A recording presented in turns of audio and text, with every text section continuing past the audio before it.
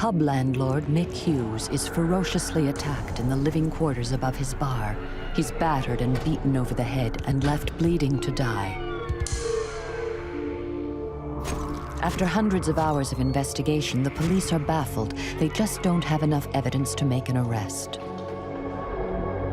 There was a feeling of a marathon about that inquiry. Local psychic Angela McGhee visits the scene of the crime. I could see a vision of Mick's body lying under the window. Actually could see his injuries. Her spirit allies show her the terrible truth. I got this awful shudder through me. And I realised then that I was actually looking at the culprit. Can Angela's supernatural visions help bring the brutal killer to justice?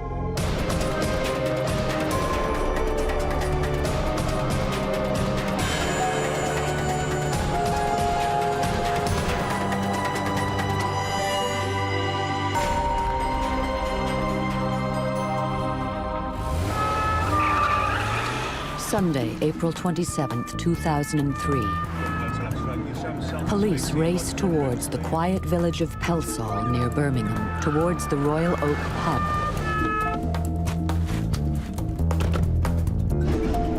Staff arriving for work have found the body of the landlord, Mick Hughes, brutally bludgeoned to death. Detective Inspector Ian Bamber and Detective Constable Mike Crump have the job of catching the killer.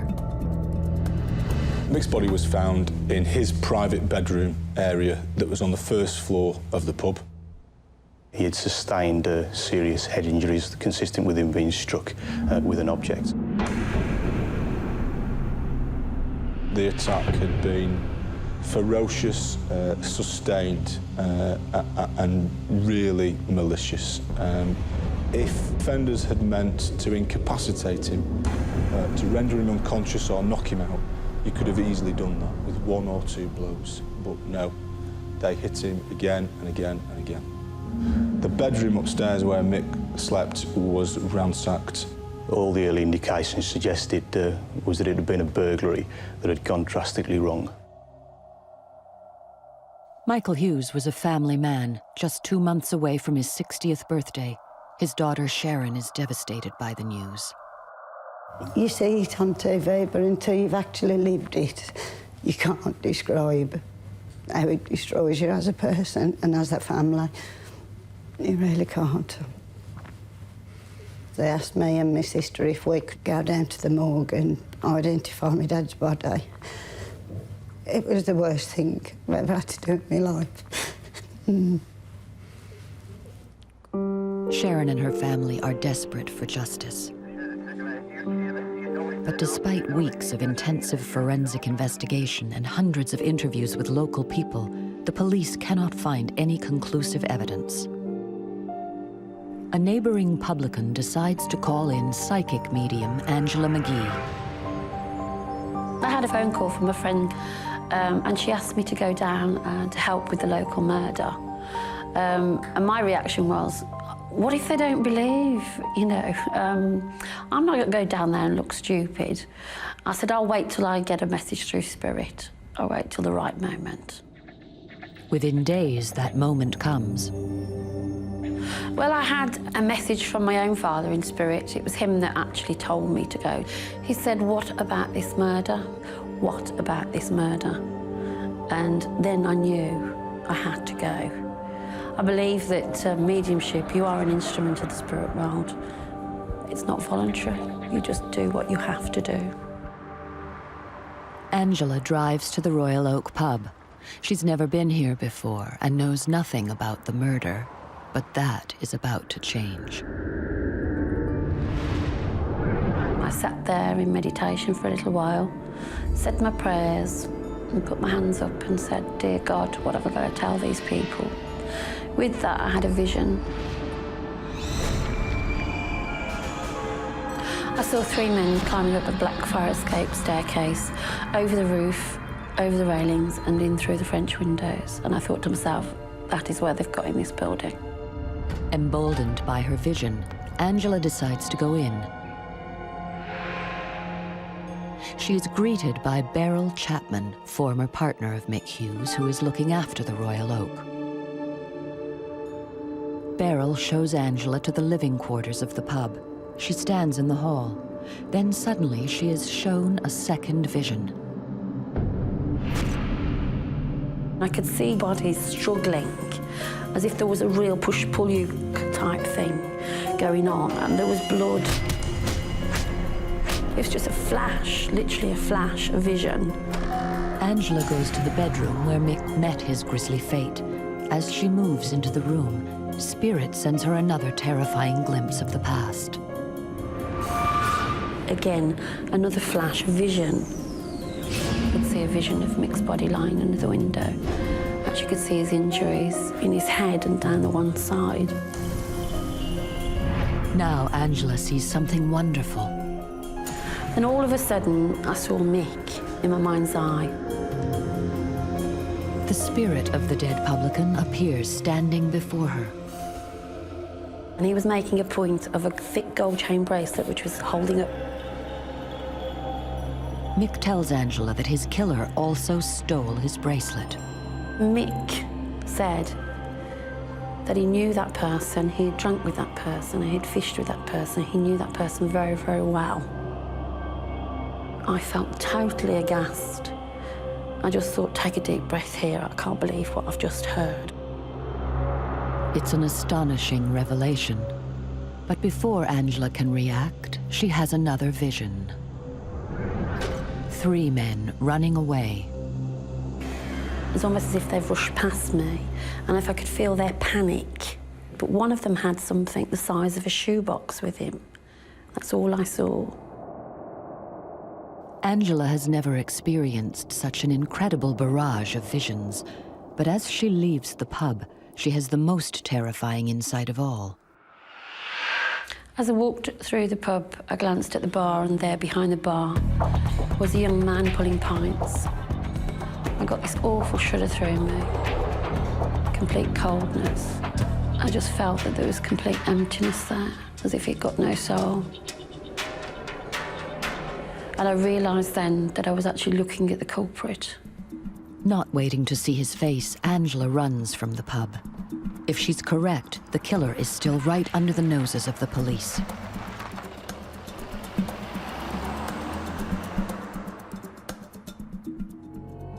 Landlord Mick Hughes has been brutally murdered above his pub, the Royal Oak, by person or persons unknown. Psychic Angela McGhee has visited the scene of the crime. Her spirit allies sent her an astonishing series of visions containing clues about the murder. I saw the vision of 3 men going up to the back fire escape staircase. I then saw Mick's body. I saw Mick himself. I saw 3 men leaving with something the size of a shoebox. I glanced at the bar, and I realised then that I was actually looking at the culprit. Despite months of painstaking investigation, the police still don't have enough solid evidence to make an arrest. And when there was a feeling of a marathon about that inquiry.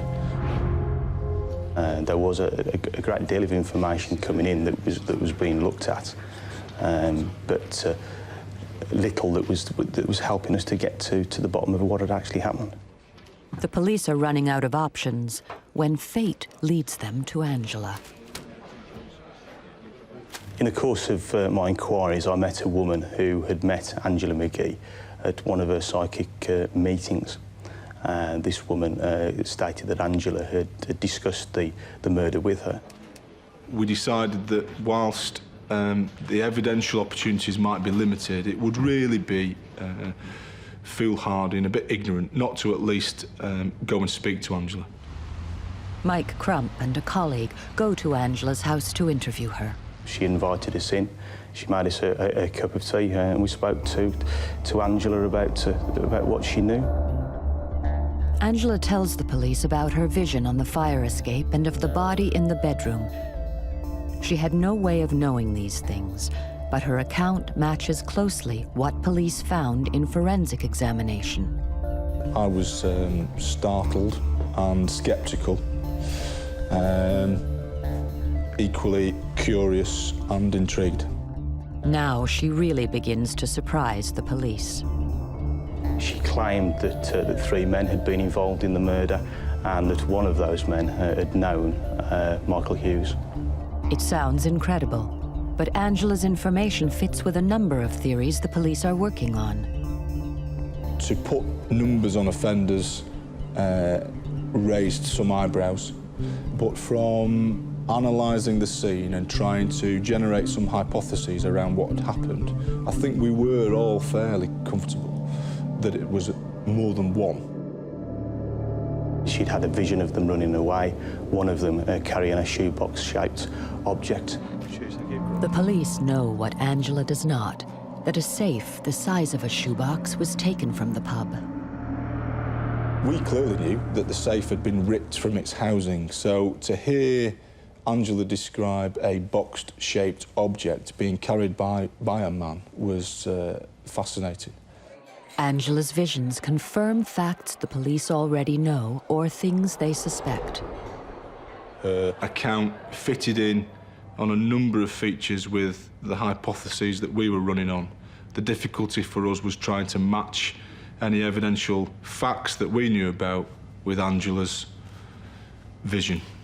At the time of speaking to Angela, I was a little cynical and sceptical about the information she was providing, but in the fullness of time it was quite surprising how accurate some of the information she provided turned out to be. Angela has given the police fresh clues, but for now they don't know what to make of them. The lead officer tries to reassure Mick's grieving family. He'd come out and he'd explain there is things happening and we are working, but obviously we can't tell you everything in case it leaks out or in case it's wrong information we're receiving.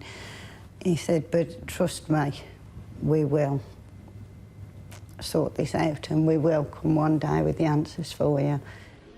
For the police, the pressure is on. Then Angela McGhee has another startling revelation. I woke up the one morning, as I do sometimes, with messages. What I kept getting in my mind was a dolphin, block switch, dolphin, block switch. Angela phones a friend to tell her about the message. I was telling her about, I'm sure this is to do with the murder. I was getting the dolphin, block switch, a dolphin, block switch. And she said, there's a dolphin pub. I wanted to relay that information to Mike Crump, so I gave him a call. Operation Greenside, DC Crump speaking, how can I help you? And I told him about the dolphin and block switch and that something would happen in 3 days.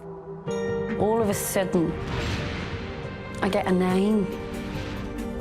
Yeah, OK, let's just get a pad and I'll just write it down. I felt it was more like a nickname of either Daz or Gaz. And I felt that was also associated with murder. Angela's information is relayed to the incident room, but for now, it's useless. Then, the police make a key discovery. They find the missing safe in a canal. This is the canal at Slacky Lane, from where we recovered the safe that was from the Royal Oak pub. It was a breakthrough. It is important that we recover physical evidence, such as the safe. Suddenly, Angela's message about the dolphin becomes clear. And the Dolphin Public House is situated just at the top of the road, about 150 yards away from the spot where I'm standing now. There is no earthly way that Angela could have known this. At the time that Angela spoke to us about the Dolphin Public House, there was no obvious connection between that pub and our investigation. It hadn't featured at all. At the very least, it was interesting. Police are left wondering about Angela's message of the nickname. The difficulty for us, where do you put Angela? What do you do with what Angela can tell you? And the problem is that you can't use it, can you? You can't ask Angela to step into a Crown Court witness box and on oath say, I'm a medium and I know what happened. It's completely inadmissible. To convict, they still need more concrete evidence. Then, exactly 6 months after the murder, the Royal Oak pub is burgled again. This time, police get the lead they've been waiting for.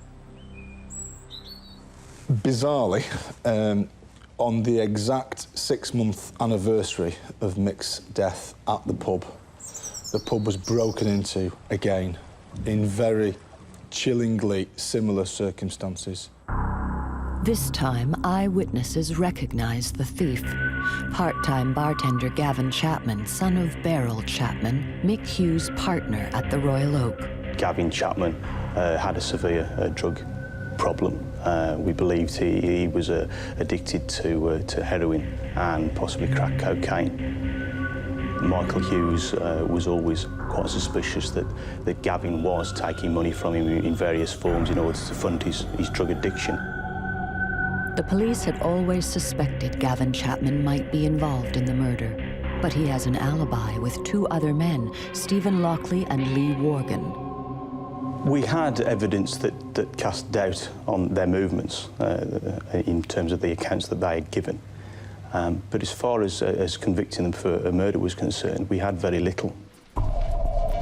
Now the police take a gamble. They bring all three men in for questioning. One by one, the men are interrogated and their stories scrutinized. In the initial stages, they stuck by their witness statements. I think they thought that if they maintained their original pack of lies, that they would walk. I'm sure that they were that blasé and confident that they thought that they could just bluff it out. Relatively quickly into the interview process, one of them changed the story. And they began to point the finger at each other.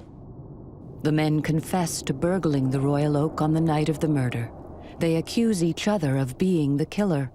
Police decide to charge them all with murder as a joint enterprise.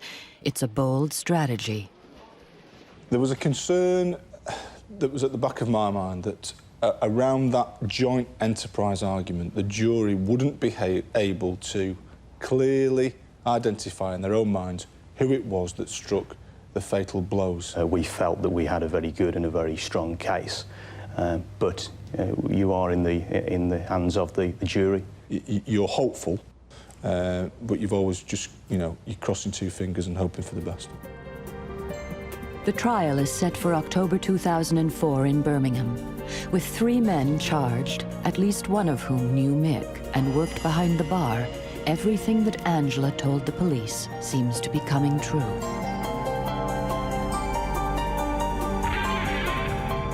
Gavin Chapman, Lee Worgan and Stephen Lockley are set to be tried for Mick Hughes' murder.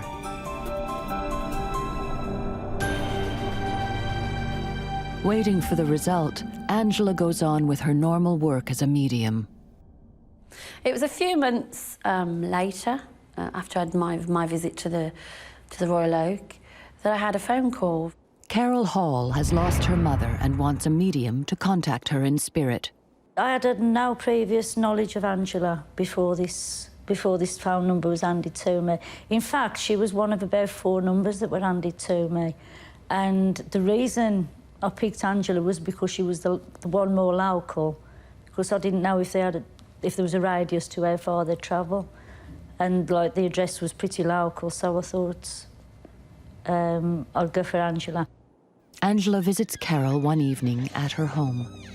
Angela sat in the bedroom and I sat on the chair, more or less opposite to her. The spirit of a mother came through, and I felt that her mother's energy was all around the bedroom where we were.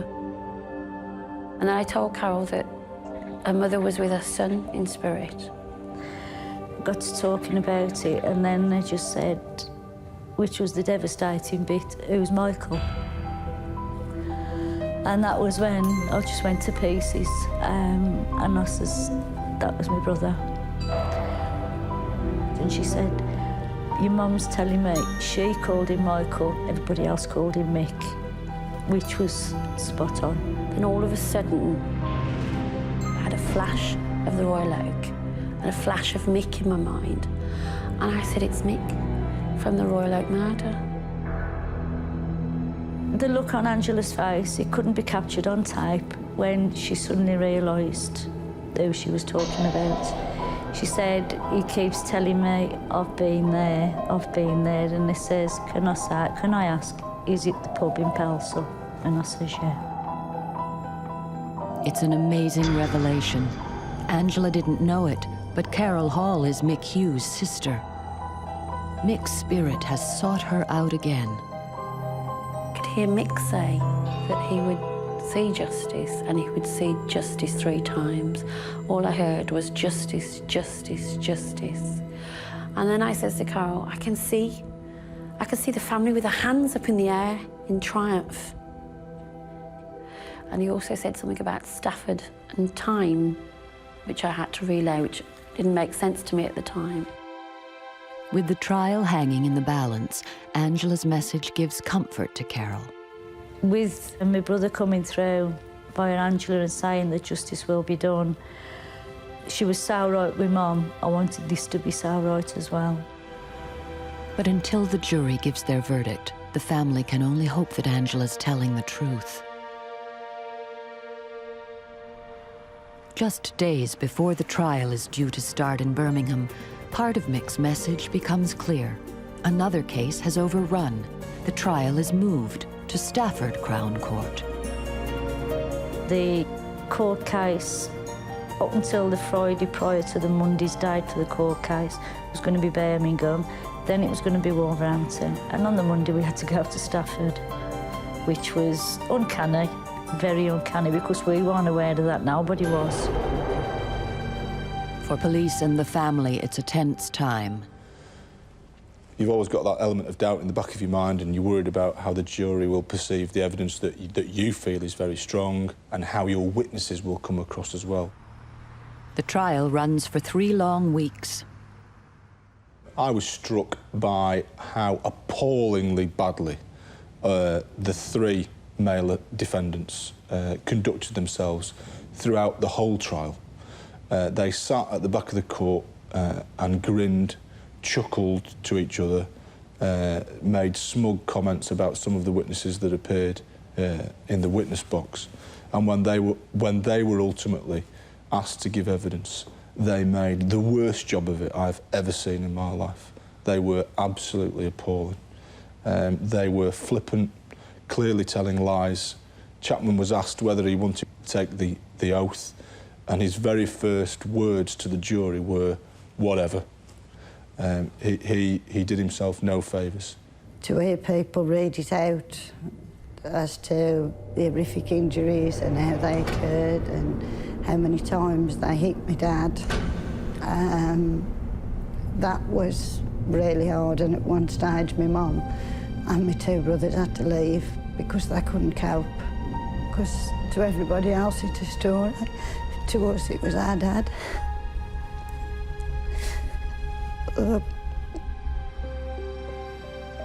Finally, the moment of truth arrives.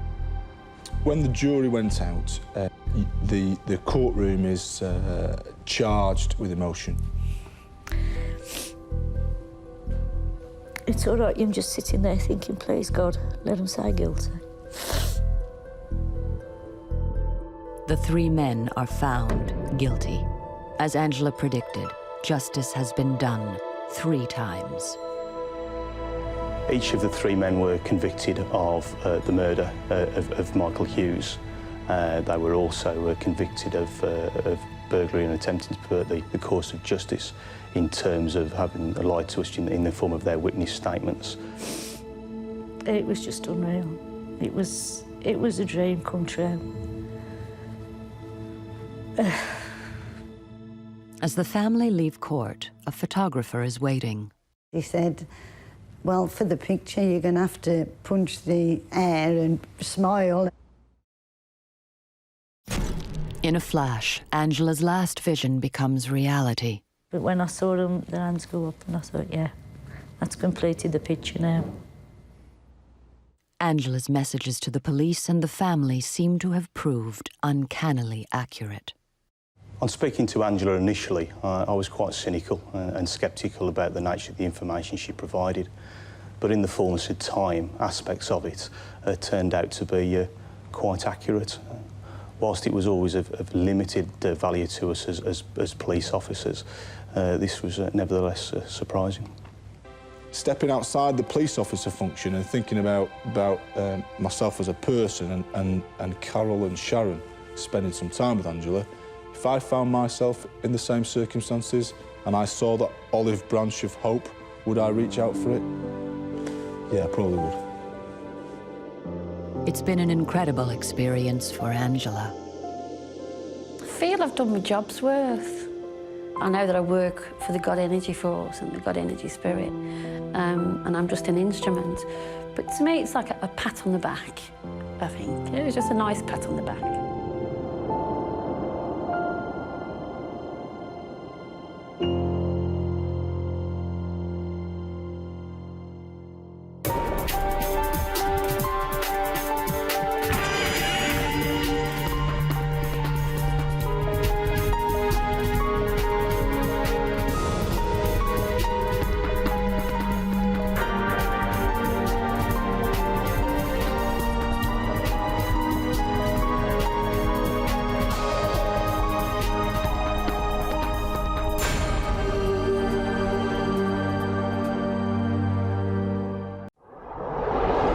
A loved husband and father goes missing. His wife is frantic to find him.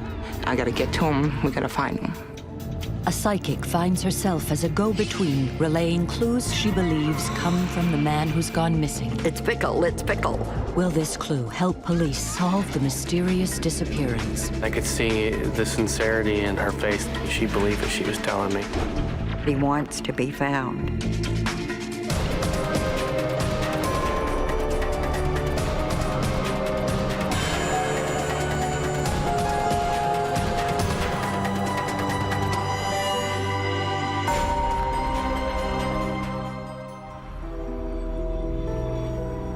March 1st, 1997, in the small town of Sharpsville, Pennsylvania, local chef Daryl Cozart headed out on Saturday night after work. He hasn't returned home to his wife Jeanette and their 2 small children. She knows something's not right. He told me he was gonna go to see some friends at a bar, which was very unusual for him. Daryl didn't usually go hang out with friends. He was a really family man. On Sunday, when Daryl still hasn't returned home, Jeanette Cozart reports him missing to the police. To them, it's just a missing person case. It's not uncommon for a spouse to report somebody missing who maybe run off with some friends to get away for a few days. I knew something had to have happened to him for him not to contact me and not to let us know he's okay. Usually within 48 hours, the person appears back at home and maybe has to eat a little crow or has some patching up to do at home, but they always come back. They pretty much just told me, don't worry. He's probably just on a drinking binge. And I'm like, no, this is not my husband. He didn't do those kind of things. He went to work, he came home. This is not what he did. Police weren't aware of any problems at home or what would make him run off. They told me that it would be 72 hours, of course, before they could list him as a missing persons. And that's when we kind of took matters into our own hands and started making flyers up because we were frustrated. I just thought, well, maybe he's hurt. I gotta get to him, we gotta find him. Jeanette's mother drops off some missing person flyers at the newsstand owned by psychic Mary Ellen Rodriguez. Her son-in-law, Daryl Cozart's been missing now for 2 days. She handed me the missing persons paper. When I touched it, it seemed like the energy of Daryl, all of a sudden, it opened something up, and there was Daryl standing next to her. Here was Mary on this side of me, and here was Daryl on this side of me, and I'm watching 2 worlds going on at the same time. Here's Daryl on the other side with his hands pressed against like a wall saying, just show me where the door is, just show me where the door is. And just show me where the doorway is so I can come back. I need to come back. I said, Mary, he's dead. He's dead. He's standing right next to you. And she turned and looked and still wasn't aware of him there like I was. I saw him as if I could touch him, and I saw her knowing I could touch her. Jeanette's mother tells her daughter of the bizarre encounter she had that morning. Jeanette goes to the newsstand. She hopes this total stranger, Mary Ellen, will be able to help her find Daryl. I walked in and Mary Ellen walked up to me and she put her arms around me and just held me. I'm so sorry. I'm so sorry, Jeanette. She just kept repeating, I'm so sorry. I'm so, so sorry. I am so sorry. She told me that that wasn't her, and it was Daryl telling me he was sorry. He was just so, so sorry. Mary Ellen explains to Jeanette it is Daryl speaking and acting through her. I said, he's standing there next to you. He's so sorry. I said, he's trying to find his way back. I said, but he can't come back. She had told me that he was shot, that we would find him, and he would have a rope around his neck. So sorry. Mary Ellen says she became a conduit between two worlds, with Daryl pushing her to relay messages to Jeanette. Daryl kept saying to me, ghost, tell her ghost. I just said to her, does ghost mean anything to you? And she reared back and put her hand up and said, yes, that was our favorite movie. The moment she said it, I had chills from my head down to my toes. And at that moment, I knew it was him, and that this was the real thing, and that no matter how much I wanted him to be here on earth with us, he was no longer.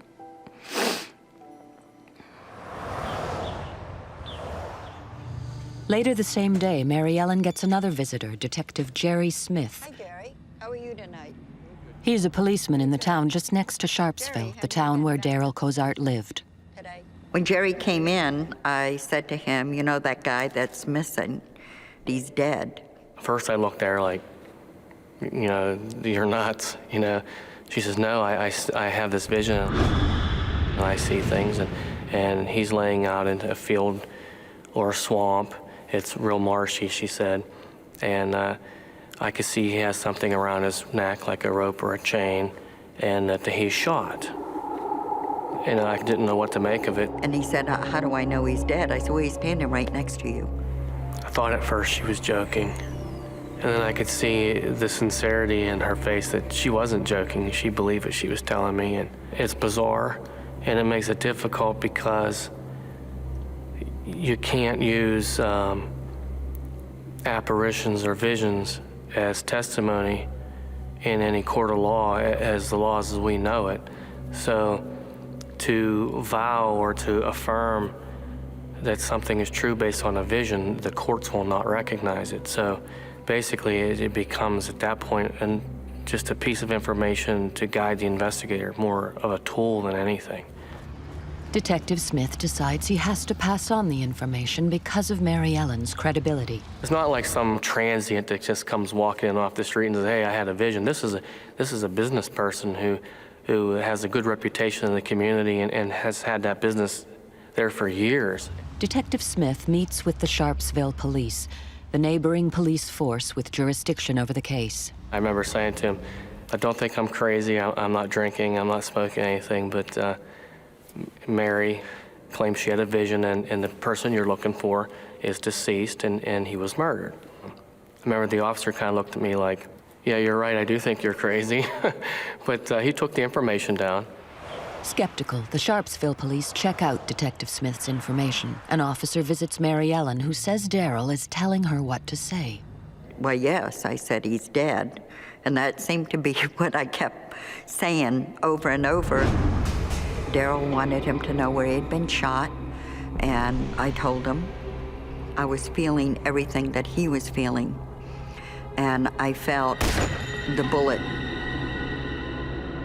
Despite Mary Ellen's clues, police are still not convinced this is anything more than a husband who's run off. He was such a great father. He loved his kids so much. Playing football with his son and helping his daughter learn how to ride her bike. It seemed as if nobody wanted to do anything about finding this young man. It was a very frustrating time because I wanted answers so desperately. Mary Ellen felt Daryl was begging her not to give up. Please tell them that I'm dead. Please tell them they need to be looking for me. A father of two just disappears one night in a small Pennsylvania town. Daryl Cozart's family feels something is wrong and start searching for him. From the moment psychic Mary Ellen Rodriguez first hears about the case, she says she's had Daryl as a constant companion. Every morning when I crossed the bridge into Pennsylvania, he would tip my mirror down, and his eyes would be looking back at me in the mirror. And I would say, "Good morning, Daryl." And that would begin our day. Mary Ellen believes he's trying to tell her what happened, but she can't always make sense of the clues. He's screaming it in my ear. "It's fickle, it's fickle." She kept pacing back and forth and just, what do you mean fickle? What's so fickle? Who's being fickle? Daryl has now been missing for more than 72 hours. The police decide to investigate his disappearance and question people who work with him to see if they can get a lead. There were really no signs that there was any foul play because everybody they spoke to liked Daryl, and he was a likable person, and there was really no suspects as far as he didn't have any enemies. They do find one person who may have some information about that night. They had interviewed co-workers of his, and one woman was focused in on as being one of the last people to see Daryl. But police have no reason to suspect her. Jeanette Cozart knows Daryl's co-worker, but only by her first name, Cindy or Cynthia. When I walked into the restaurant where he had worked, Cindy was there. She asked me what I was doing there, and I says, "I'm looking for Daryl. Have you seen Daryl?" "Well, no, I saw him last night. He worked here last night, and he took me home, but that's the last time I saw him." I'm like, "Okay." And then she hugged me and told me that she was sure everything was going to be all right. He'll turn up. That's not what Mary Ellen is telling Jeanette. She believes Daryl's been shot, but she can also feel that he's been hung. It's like she is experiencing what happened to Daryl. I felt like I was choking, and I wanted to pull this away from my throat, so I felt that there was a rope around my neck. My forehead would itch. I start scratching my forehead, and I feel like I'm adjusting a bandana on my forehead. So I began to realize that at the moment that he was murdered, he was actually wearing a bandana. It wasn't just an itchy forehead. Mary Ellen says Daryl tried to get her attention in other ways. He would start banging on my walls.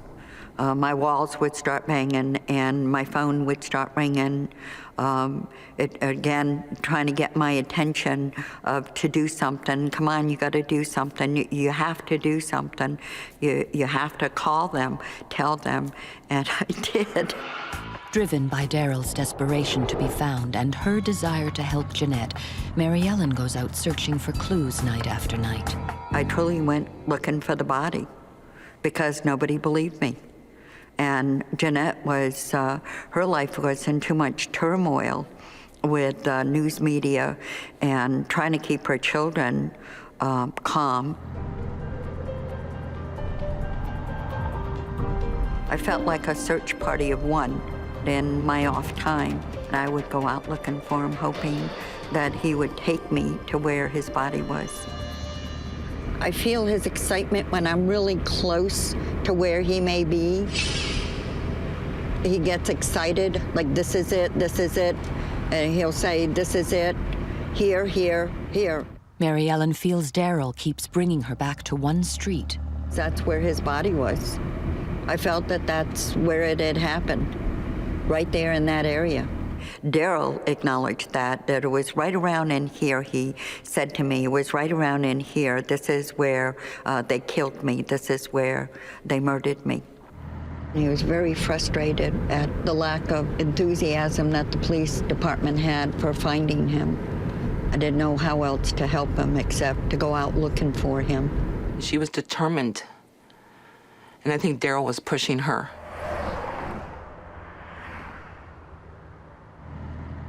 Finally, after days of searching, Mary Ellen gets a signal she believes is from Daryl. I was out looking for a sign of where Daryl may be. I was talking with Daryl, and I said to Daryl, "Please help me to help you. Show me where you may be, or even in the area, show me."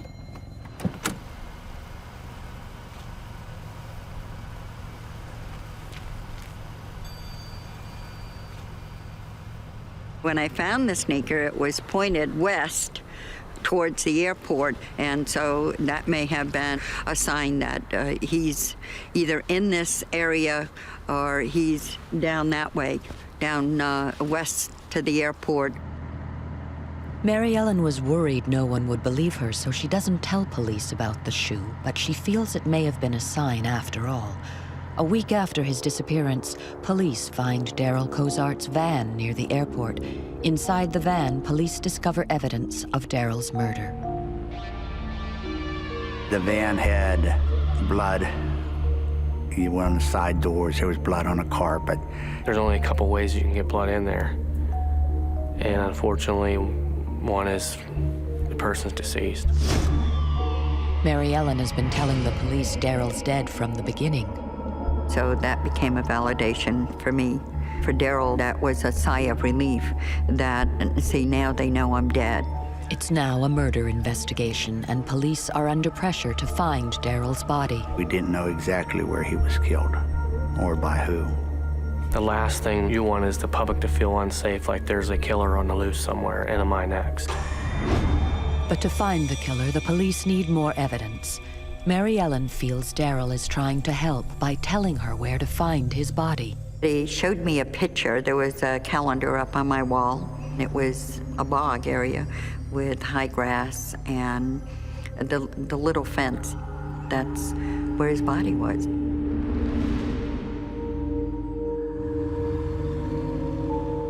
Mary Ellen knows Daryl is desperate to be found and feels him getting more and more agitated. She is shocked by what she says happened next. I'm driving to church, and he grabs my steering wheel. He says, I want to go to the police department. I want them to know I want to be buried in a gray pinstripe suit. Finally, I had to strike a deal with him, and I said, okay, Daryl, I tell you what. I said, you let me go to church, and then afterwards, I will drive to the police department and we'll talk. And he conceded, and he let go of the steering wheel. So after church, Mary Ellen pays a visit to the Sharpsville police to ask why they're not checking nearby bogs, like the picture she showed them on her calendar. And I said, you've got a picture of where he's located. Can't you find that area? Can't you just search? Can't you go out and look?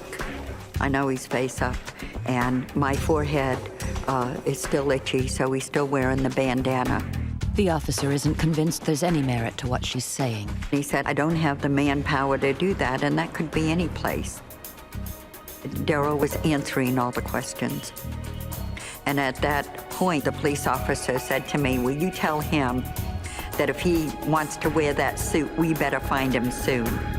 Mary Ellen relays messages back and forth, and finally, one last bit of information from Daryl for the Sharpsville police. And he said, tell him before Tuesday. Before Tuesday morning, they will find me. Daryl Cozart has been missing now for over a week, and psychic Mary Ellen Rodriguez is convinced the police are on the verge of finding his body. Monday afternoon, all of Mary Ellen's predictions come true. I could feel his excitement. My hands were trembling, I was shaking. He was very excited about they had found him. Another break for the police. A passing truck driver on Highway 11 near the Pennsylvania-Ohio border spots a body wrapped in plastic, dumped by the road. Daryl is found by a bog, exactly as Mary Ellen had predicted. A truck driver happened to come along down a road near a swamp and had spotted what he thought was a body laying out in this grassy area, called police, and police arrived and ended up being Daryl. One of the most horrific things I've had to go through in my life. Losing Daryl this way, having him murdered, was hard.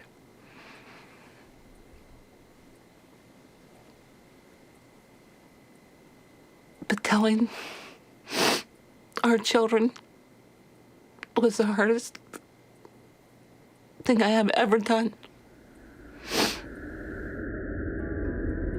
It was 3 o'clock or 4 o'clock when they found his body, and he was really excited, and my phone rang, and I said, I know, you found him, didn't you? I already knew. And they did find him face up, and he was wearing a bandana. He was found shot and had a rope around his neck, almost exactly the way she said he would be. Now do you believe me?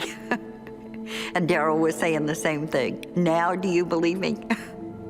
There was things that she described that would make you believe or make you suspicious that she may have been there, because there was things that were not released to the press that were found at the crime scene that she described.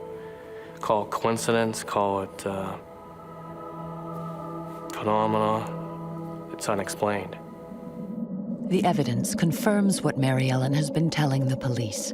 The rope didn't kill Daryl. He'd been shot 5 times at close range with a .44 caliber gun. That Daryl died a very violent death. I saw the whole thing. He showed it to me. He didn't know he was going to be killed. He didn't know that he was being set up to be murdered. The discovery of Daryl's body leads to the police getting a tip. It's from a man who has information about someone who knew Daryl. Originally, he wasn't suspicious. He just said that he asked them to move the furniture, and they went into the garage, and there was a van in there, and there was a large tarp rolled up sort of like a carpet. And he said when he asked them to move this, he can feel legs. And then that's when he says, is this an individual? Shockingly, the answer is yes, and the friend knows this person is dead. But he doesn't tell police until after the discovery of Daryl's body. Just because of friendship, he just left it go. And then when it became public as to who the individual was, and he decided that he would go ahead and tell us basically what he did. Mary Ellen has one unsolved clue, and it's about to make sense. It's Fickle, it's Fickle, it's Fickle. It turns out the name of the suspected killer is Frank Fickle. The tip is from a friend of his. A few days earlier, he'd helped Fickle move a body. Kind of threw me for a loop, because this is one of the things Mary Ellen had told me that Daryl kept saying to her was Fickle. He keeps repeating Fickle, she would say, and I'm like, well, what's Fickle, you know? And you never think of it as a person's last name. With a search warrant in hand, police comb the Fickle home looking for evidence. And he'll say, this is it, here, here, here. It's the same street Mary Ellen Rodriguez has been driving past looking for clues. And it was quite apparent that he was shot in that basement. The killer had tried to destroy evidence. A couple walls you can see had just been painted. You can see the floor has been washed down, and you can see that they were using bleach, things such as that, and some of the material was still there, so you can tell it was just fresh. But the killer hadn't been able to get rid of all of the evidence. Searching the basement, I could see different fibers still clinging to the cobwebs. Then as I kept on examining the area, I can see, even though there's minute, you can see buds spatter in different locations on the furnace pipes. And in one place I seen up in the rafters, there was a fairly good-sized piece of scalp, too. At the moment that he was murdered, he was actually wearing a bandana. Mary Ellen was right. Daryl had been wearing a blue bandana when he was shot. We found a bandana up in the upstairs or on the first level floor that had the bullet hole in. And it had one bullet hole in the same area of where he was shot. Police interview Frank Fickle's estranged wife.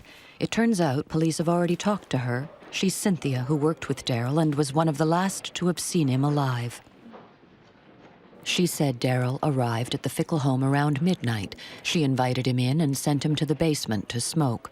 But she told police she had no idea Frank Fickle was waiting there to kill Daryl. Fickle was a person who was very jealous and had made himself believe that his wife had been having an affair with Daryl. He was supposed to go down a cellar to smoke some grass. And when he got down, the shooting took place in the basement. Frank Fickle had used his body as target practice.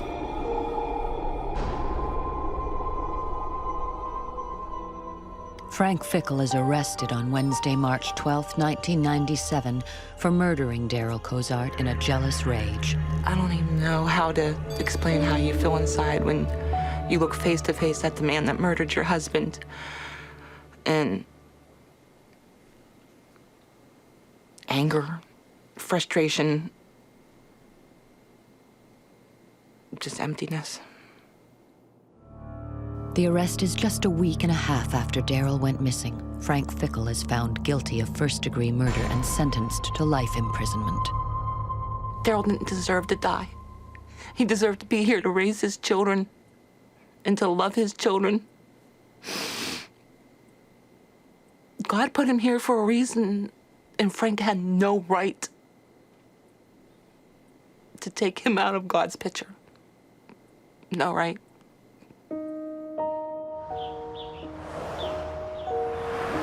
Mary Ellen's involvement maybe led investigators to dig a little deeper, to talk to a few more people, because early in the investigation, it was just a missing person.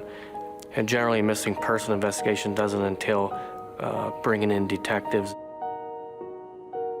Well, if Mary Ellen would approach me again with any information on a crime we were investigating, I certainly would talk with her, and I certainly would take the information and give a little more weight than I would have the first time. I would not have been able to take that journey without Mary Ellen. Without her, I would have been extremely lost. And we may never have found out who did it. And Daryl finally did get to wear his gray-striped suit at his funeral. For that, Mary Ellen is grateful. My life changed forever when I became divided between two worlds, the earth world and the spirit world.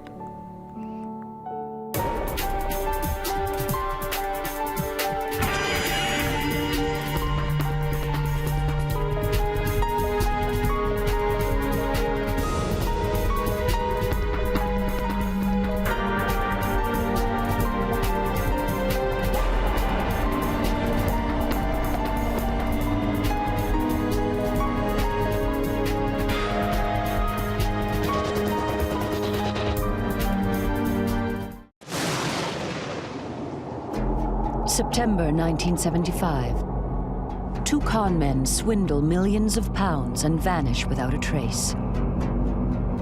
The case is going cold until psychic Bob Cracknell has a vision. They're living in a cave. And they said, where? I said, Scotland. No one believes him. The police think he's a crank. You're dealing facts and that's it. But time is running out. Can the psychic find the con men before their innocent victims lose everything?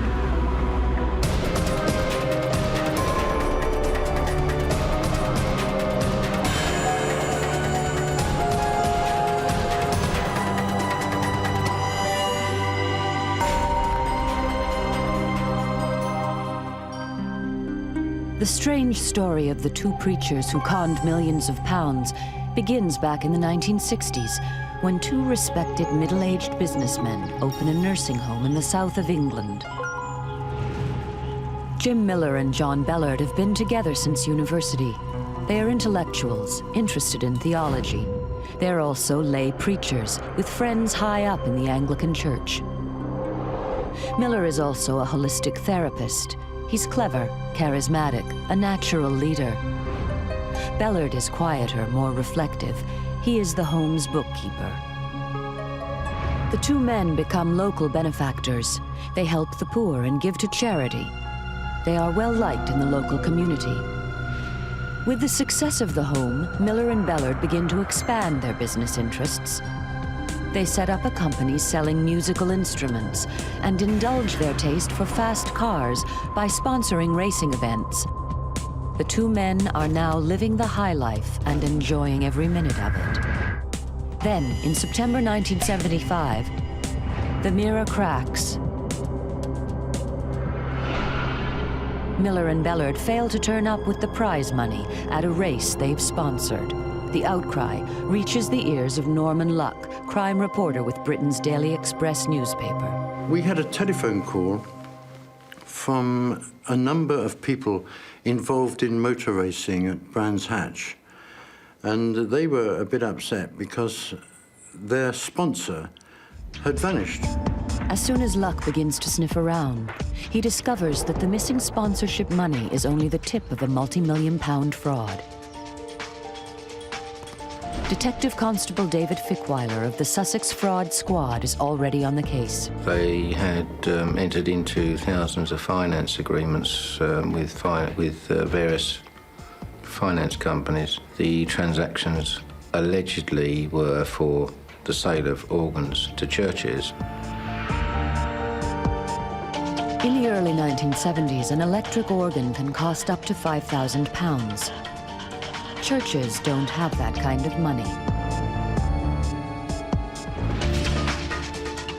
And finance companies will only lend to individuals.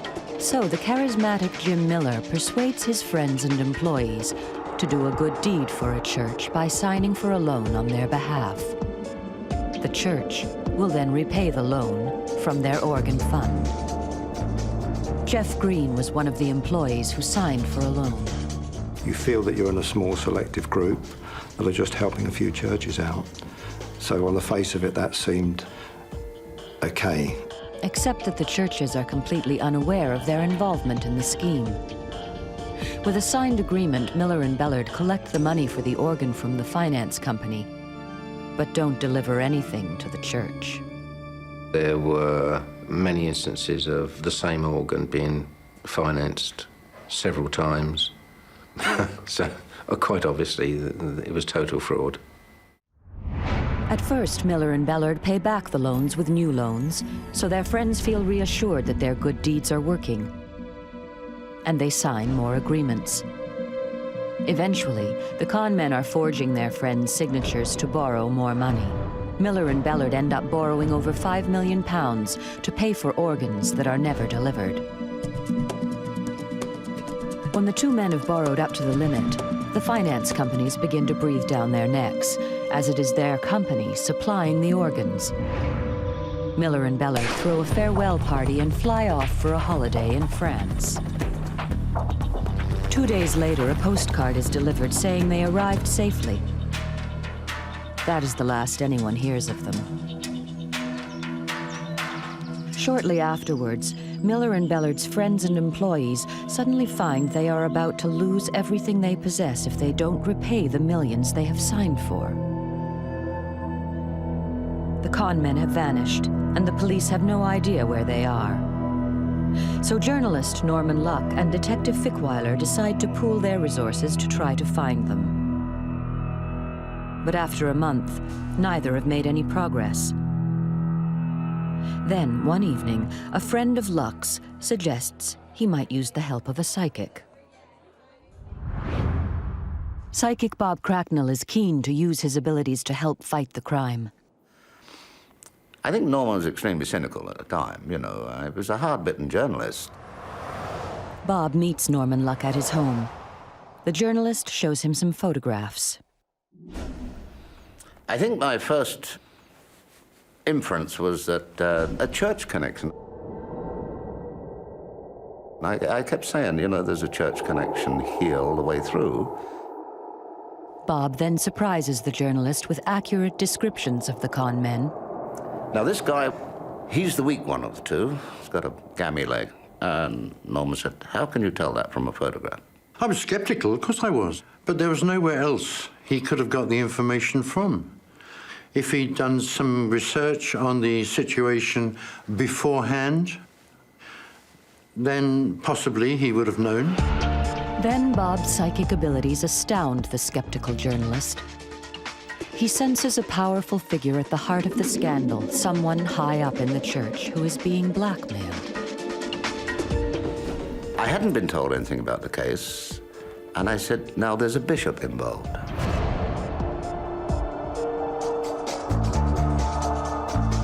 Form of blackmail of some description. It's a big fraud, but it's blackmail. I was rather amazed because I didn't know how the hell he could have known that. That hadn't been released by the police, and it certainly hadn't been released by me. Had the psychic uncovered the bizarre connection between two fugitive conmen and a blackmailed bishop? Bob doesn't know it yet, but he's about to embark on a journey that will change his life. Two respected businessmen in southern England have vanished after conning millions of pounds from hundreds of innocent people who now stand to lose everything. the police can find no trace of the fraudsters. Psychic Bob Cracknell is sure their whereabouts have something to do with the church. Crime reporter Norman Luck is dubious of Bob's abilities until the psychic mentions a blackmailed Anglican bishop. He's an astute journalist, but I think the fact that I came up with this one thing, which he said, that's convinced me, nobody else, only I know that, I've only just found it out. And I think he said to me, you were reading my mind. Luck has been told confidentially by the police of an embarrassing story at the heart of the crime. Miller and Bellard were close friends with an Anglican bishop who was having extramarital affairs.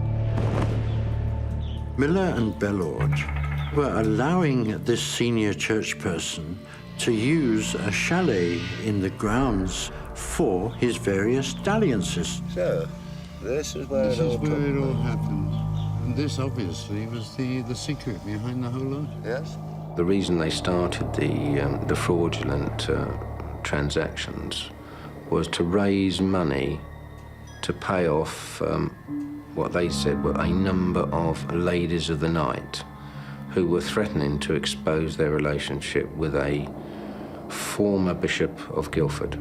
They had involved themselves in a financial scam, and with the proceeds, they were helping this senior church person to pay off blackmail demands. But then the bishop died before repaying the money, leaving Miller and Bellard with a large debt. Could this have been the motive which led two men of impeccable character and no previous record into a life of deception and fraud? Staff at the home give Bob some articles of the men's clothing to see if he can sense their whereabouts. From the moment I began to touch the items, I was convinced that there was somebody close by who knew where they were. And I said, no, they're not in France. They're here. They've come back. But if Miller and Bellard are not in France, who sent the postcard? Where have the two men disappeared to? Everything he sees and feels at the retirement home convinces Bob that the two con men are still in the UK. Right from the start, Bob had this feeling that they hadn't come back to the UK. I don't think I believed it. And I think that was when Norman got his second shot, when I said, they're here. And they said, where? I said, Scotland, Ullapool. Ullapool is a fishing village on the west coast of Scotland. Where could the fugitive con men hide out in such a small place? The whole thing that was getting me throughout was church. And I'm not talking about the church organs. The connection is with the church. I know it. Miller and Bellard had always had a religious leaning. Apparently, they had often discussed becoming monks and joining a monastery. That was possibly the church connection I was looking at. They were in some monastery. They were in some religious retreat. But there is no monastery in or near Ullapool. Could he have gotten it all wrong? Detective Fickweiler, meanwhile, ransacks the nursing home searching for the money, but finds nothing. Could Miller and Bellard have taken it with them? The police interview everyone close to the con men. Of particular interest to them is Jeff Green, the manager of their racing sponsorships and one of their most trusted employees. Well, my impression of Jeff Green was that he was one of those people that thought Miller and Bellard were genuine and nice people, real kindly people, and I think he had been, like everybody else, conned by them. When Luck and Cracknell visit Jeff Green at his home in Brighton, he insists he knows nothing of the two men's whereabouts. I thought Jeff Green came over as a fair, as genuine character, that he was just another victim of the Miller and Bellard situation. After talking to Green, I was totally convinced. This man was lying. They were in Scotland. He knew, and he was able to contact them. Norman, however, hard-bitten journalist, stated quite simply, sorry, without evidence, we cannot pursue it. I was devastated. What could I do? How could I convince anybody? Bob now faces a serious problem. How can he prove that Jeff Green knows where the two men are hiding? How does a psychic prove what amounts to no more than a feeling? He has only one option, to get the proof himself.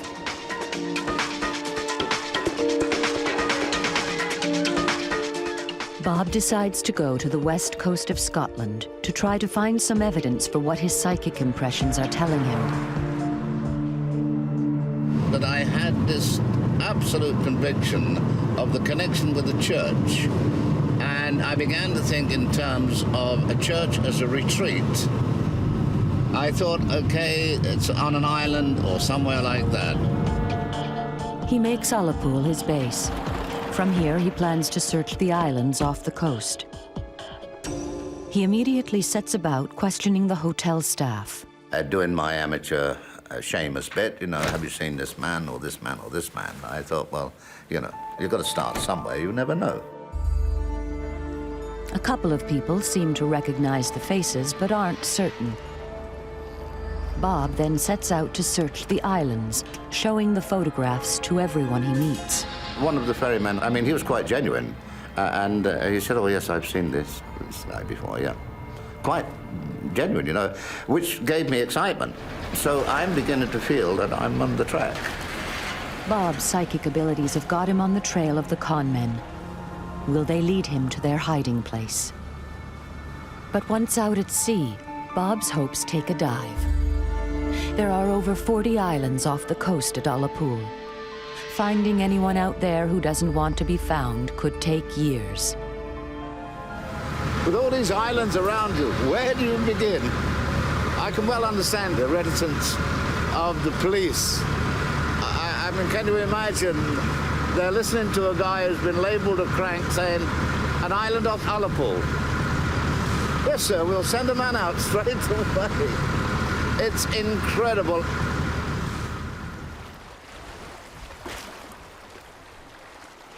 All Bob's psychic feelings about the men's disappearance have had a strong connection to a church or a monastery. So once back on the mainland, Bob decides to explore this link. But the nearest monastery is over 100 miles away at Fort William. There was two people hitchhiking along the road. So I stopped and gave them a lift, a young couple. They were heading for Glasgow. Something caused me to, for some unknown reason, take the photographs out and say, look, have you ever seen these two guys?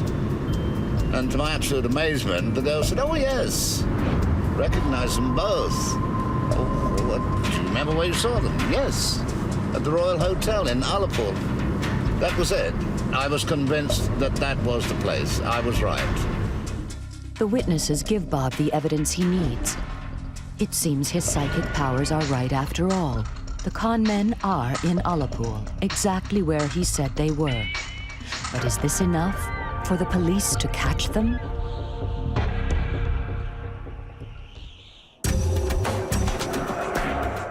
Con men Miller and Bellard have disappeared after defrauding friends and employees of £5 million. The police have no idea where they are. Psychic Bob Cracknell is convinced the two men are hiding on an island off the west coast of Scotland. But no one believes him. So he goes there himself to look for them. And finds evidence that the fugitives are in the area.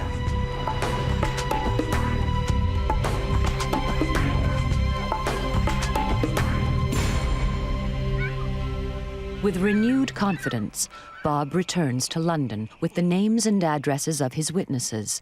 He's sure the police can now catch the con men and the Daily Express can print the story. But Bob's in for an unpleasant surprise. Back in London, Norman Luck and the Daily Express are not impressed. That wasn't sufficient proof. You can't say, I think. You've got to either produce a body and say they are staying at so-and-so, so-and-so guest house. We have found the Southern Organ fraudsters. But that didn't happen. After all his hard work, Bob hits a dead end. No one wants to listen. The con men will get away with it, and their victims will lose everything. His dream of a career fighting crime is fading fast. I knew that I was right. It became a personal thing, you know. I really didn't know what to do. I'd gone out on this limb, whereas a psychic takes in all forms of vibrations, adverse and otherwise. When a psychic gets depressed, believe me, it's doubly worse. And then, as the case begins to go cold, Bob receives a final psychic clue about the con men's whereabouts. I had a dream in which these two guys were living in a cave. In a desolate area, you know, definitely living in a cave.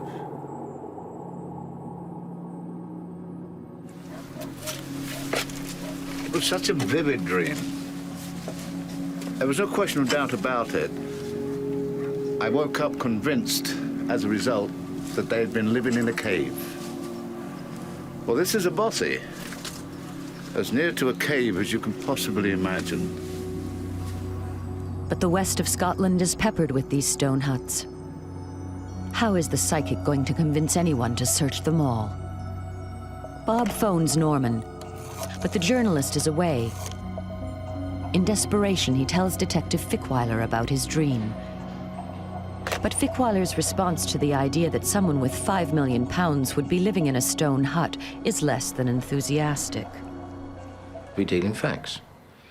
And if someone says, I think, I believe, I know things, well, then you ask them what they know. And if they can't come up with anything, why should one waste time pursuing it?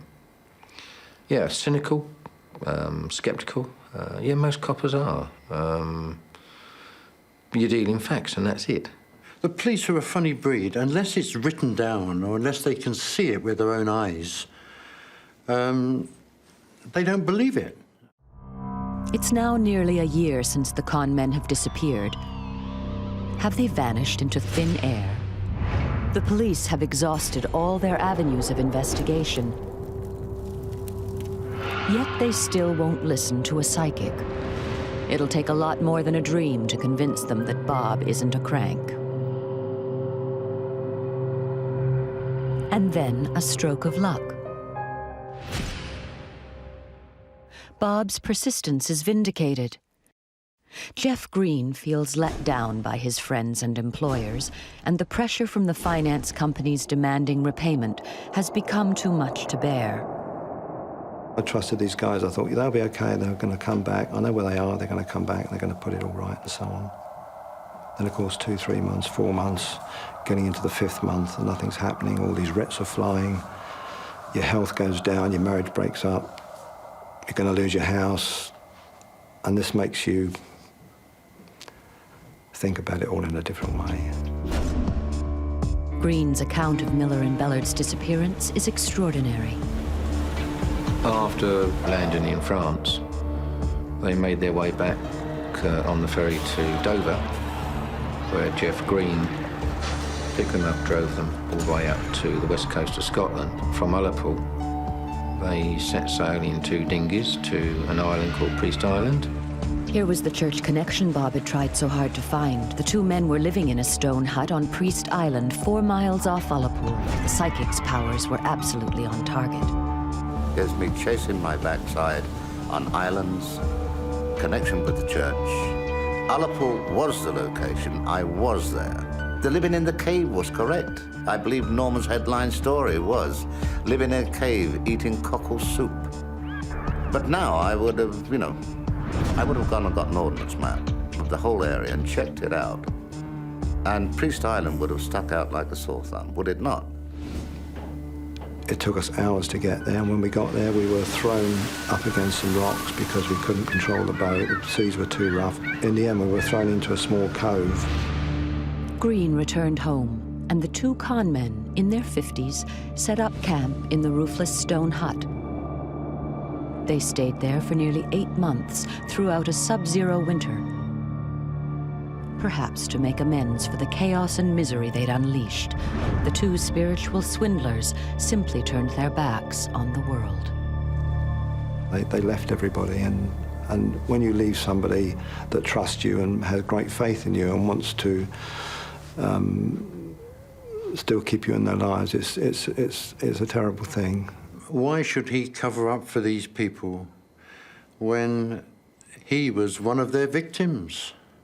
When Miller and Bellard ran out of money and provisions, they returned to the mainland and moved into a caravan. They phoned Jeff Green to send them more money. Their lack of contact before that and the fact that he and others had suffered so much in their absence incensed Green. He gave them up.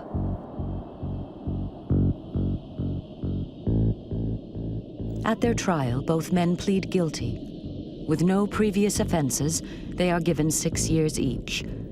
The bishop's wife is still alive, so his name is never mentioned, and the millions, they say, were all spent repaying loans and enjoying a brief taste of the high life. None of the money was recovered. There was no indication in the books and records as to where all the money had gone. It seems Bob Cracknell's visions had been right from the start. The con men had returned to Britain from France and hidden on an island off the west coast of Scotland. Priest Island, due to its name, did have a connection with the church, and the two men had been living in a primitive stone dwelling, not entirely unlike a cave, and perhaps the pressure, psychic and otherwise, which Bob put on Jeff Green might even have encouraged his confession. I think that possibly Green said, this guy's not going to let go. I can't take it. This case changed Bob's life. He became known as the psychic detective and spent the next 30 years fighting crime. Basically, you are aware of atmosphere, feelings, vibrations that the average person is not aware of. Like a radio, if you like, on shortwave. With all the crackling and noise going along, you've got to go along and tune it in and bang, you're on the station.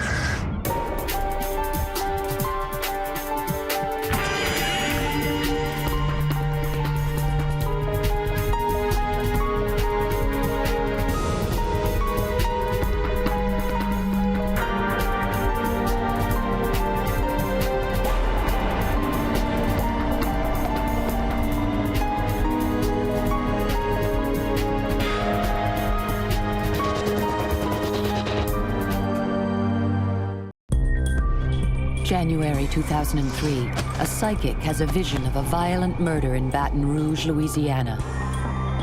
I felt terrified. She sees the killer's face.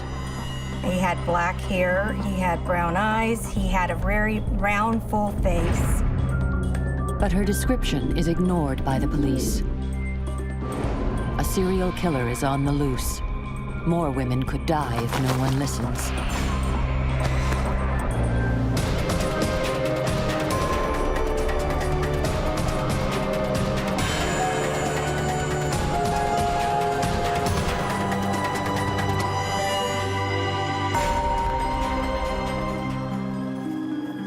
In May 2002, Murray Pace, a 22-year-old graduate assistant at Louisiana State University, leaves work early to attend a friend's wedding. 2 hours later, her roommate returns to the apartment to find her brutally murdered. In the following weeks, 3 more women are attacked.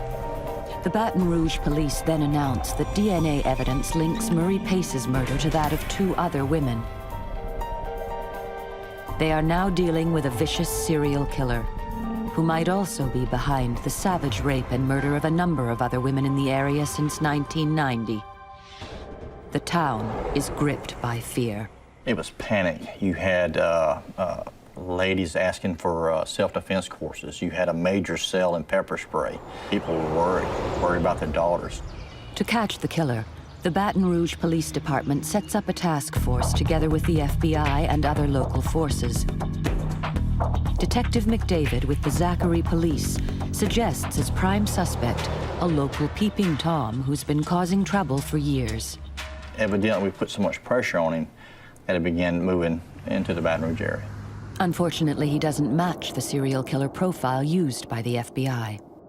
The majority of the profiles that we were getting from the FBI at the time were generic, pretty much a white male in his mid-30s that lives at home, lives with his mother, or a loner. The Zachary suspect is ignored. The FBI have witnesses to back up their profile. One reports a white male driving a pickup truck with a naked female slumped on the passenger seat. She looked dead. It was near the Whiskey Bay exit on Interstate 10, close to where the body of another victim had been found. Another witness sees a suspicious-looking white man near where a woman had been killed while visiting her mother's grave. She'd been beaten to death. By December 2002, the serial killer has taken 2 more women. A white man is seen near one of the bodies. The task force starts taking DNA samples of thousands of white males. They were taking DNA samples from people that they thought may have had some connection in the neighborhood where the homicides occurred, or people that drove a white truck, or males that were in a certain age bracket. At the end of December, the task force released their first composite sketch of the killer. He's a 25 to 35-year-old white male, apparently physically strong and awkward with women. But 6 months later, they still have no suspect. Ann Williams, a forensics consultant and former lawyer, teaches a college course in forensic investigation. She's worked on a number of cold cases and wants to help out on this one. I knew there was talk of a serial killer. And I decided to call Jeannie Borgen, who has worked some cases with me as a police psychic. And I had contacted Murray's mother, Ann Pace, and gotten Murray's birth information, which is what Jeannie needs to work on these cases as a psychic. Murray's mother decides to join Ann's forensics class. She wanted to be there for Murray. She said that she was there when Murray was born, and she couldn't be there when it mattered most, when Murray died. Ann Williams called me, and she told me she had a woman in her class by the name of Ann Pace, and that she had lost a daughter and that she had been murdered. I had Murray's birth certificate name and birth date. And I use that as a method of psychometry. In other words, I'm touching and I'm examining the name, and then I get the vision. I sort of ask for the vision mentally. Ann often has forensics experts call in and talk to students on the speakerphone about cases they've worked on. So she sets up a conference call with Jean in California. Well, we're all here to talk to you, my class. The first thing that I saw was a house. Very neat house, a neat manicured lawn, very peaceful. I had seen him on a street corner looking at the apartment building.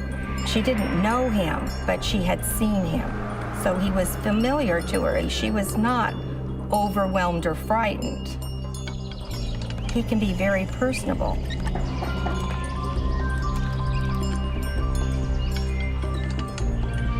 But suddenly he got very violent, and he attacked. This girl fought back. For every blow she got, she gave him one. But he had a knife. And it was a brutal fight. And I was stuck in the picture. I couldn't get out. I knew that the final moments that she had to die with something of the throat. And he did cut her throat. I felt terrified. It was like Murray and I were one at that point. I had to sit there and watch her die. It was really hard. As it ended, he straightened up and he looked at me. And it was like I was looking eye to eye with him. I started shaking inside, and then I had little butterflies, and then he disappeared. When I looked at him, I thought he was probably about 5'10" to 6 feet. He was Afro-American. He had black hair, he had brown eyes, he had a very round, full face, and then he had this little goatee. He had a mustache, but then there was other times that I picked him up, he did not have a mustache. Someone in the class asked her, well, what's he wearing, this Baton Rouge serial killer?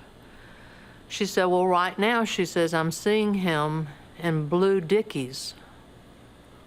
And I said, well, what are Dickies? I mean, I didn't even know. And the class laughed, and they said, those are work pants, you know. With Murray's mother verifying the known details of the murder, the class are stunned by the realism of the psychic's vision. But Ann Williams is uneasy. When Jean first described the serial killer as being a light-complected black man, I just thought she was off. I didn't believe it. Because, you know, statistically, he would be a white man, and that's what they said they were looking for. Can Ann's investigation be of any help to the task force if Jeannie's vision is so off on such a key point? January 2003. Baton Rouge is being terrorized by a serial killer. A task force is set up to catch him. They believe he's a white man and take DNA samples of over 2,000 men. But 6 months later, they still have no suspect. Forensics consultant Ann Williams wants to help. She involves her friend, psychic Jeannie Borgen, who has a stark vision of the murder of one of the killer's victims. But in her vision, the killer is a light-skinned African-American. Ann thinks she's wrong. Ann was right. You don't positively make a statement about a suspect until you're absolutely certain. But Ann has worked with Jeannie before, and the psychic's accurate description of the murder persuades her not to give up too easily. Over the following months, Jeannie has constant visions of the killer. I was tuning in on him every night. He was in the car a lot. She sees him at Whiskey Bay off Interstate 10, where the bodies of 2 earlier victims were found. Jeannie is convinced there are more. With her friend, Chip Bowman, Ann Williams tries to find the places Jeannie sees in her visions. If they find another body, it might lead them to the killer. They photograph likely locations and send her the pictures. Well, I think probably if we take pictures anywhere around here, it'll be helpful to Jeannie, because who knows where he would have dumped somebody. Then we could go back the opposite end, where Pam Kennemore's body was found, to that north area, that wooded area that Jeannie's interested in, and take some shots of that. Okay. Okay, thanks. Well, it's very, very hard because I have to have a fix. I have to see a certain tree, or I have to see something that looks like what I'm seeing. Jeannie tries to guide them through the landscapes of her visions. I can't believe this, Jeannie. We're actually seeing what you're telling us. Listen, you need to go to your right. There's going to be a big line of trees there. Yeah, all right, now wait a minute. When he walked into the line of trees, there was like a culvert there and he tripped. There is a dip in the ground, just like you said. I cannot believe this. But finding a body in this vast wilderness requires a massive search, and time is running out. Jeannie begins to sense the killer's moods. He really did not like women, especially women who were mentally above him, or he felt superior to him. These women were basically the same. They were professional women. I mean, we had 2 homicides in Zachary, which is in the parish, that were fairly consistent with what was happening in Baton Rouge. It was almost a hate sexual type of a situation. Jeannie senses the killer is ready to strike again. The energy had been building in him as he watched the person for maybe weeks. He did a lot of surveillance, what we can tell, on these victims' houses. He knew their movements, knew when they come outside, he knew who was at the house. And then when it got powerful in the body, he went for it. I knew that this was a man who had to kill. As the killer's bloodlust becomes stronger, Jeannie has a terrible vision. I thought I had another victim. And then suddenly I realized she's alive. And it was like, oh my God, she's alive. And she's gonna be one of the future victims. And then at that point, I thought, but where is she? Where do I go from here?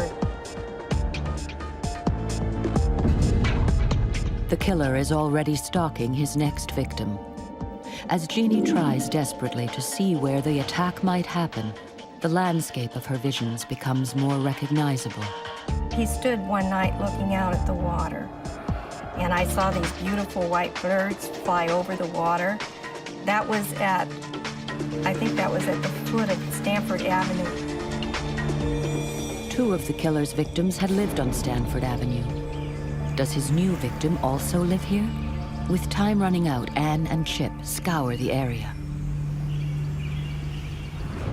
The next thing I got was a house. It was a greenhouse. It had 2 trees on both sides, like this, like a frame, and it had bushes in front. That had to be where she lived. But I couldn't quite figure out, I couldn't get anything that would give me a sign as to where it was at. And then finally a breakthrough. Anne and Chip locate one of Jeannie's visions. He went to this place that was sort of a little restaurant with a big television. When I got the picture of this little restaurant, it wasn't much, but I was overjoyed that they had found it, because I thought that he'd probably frequent that a lot. But tragically,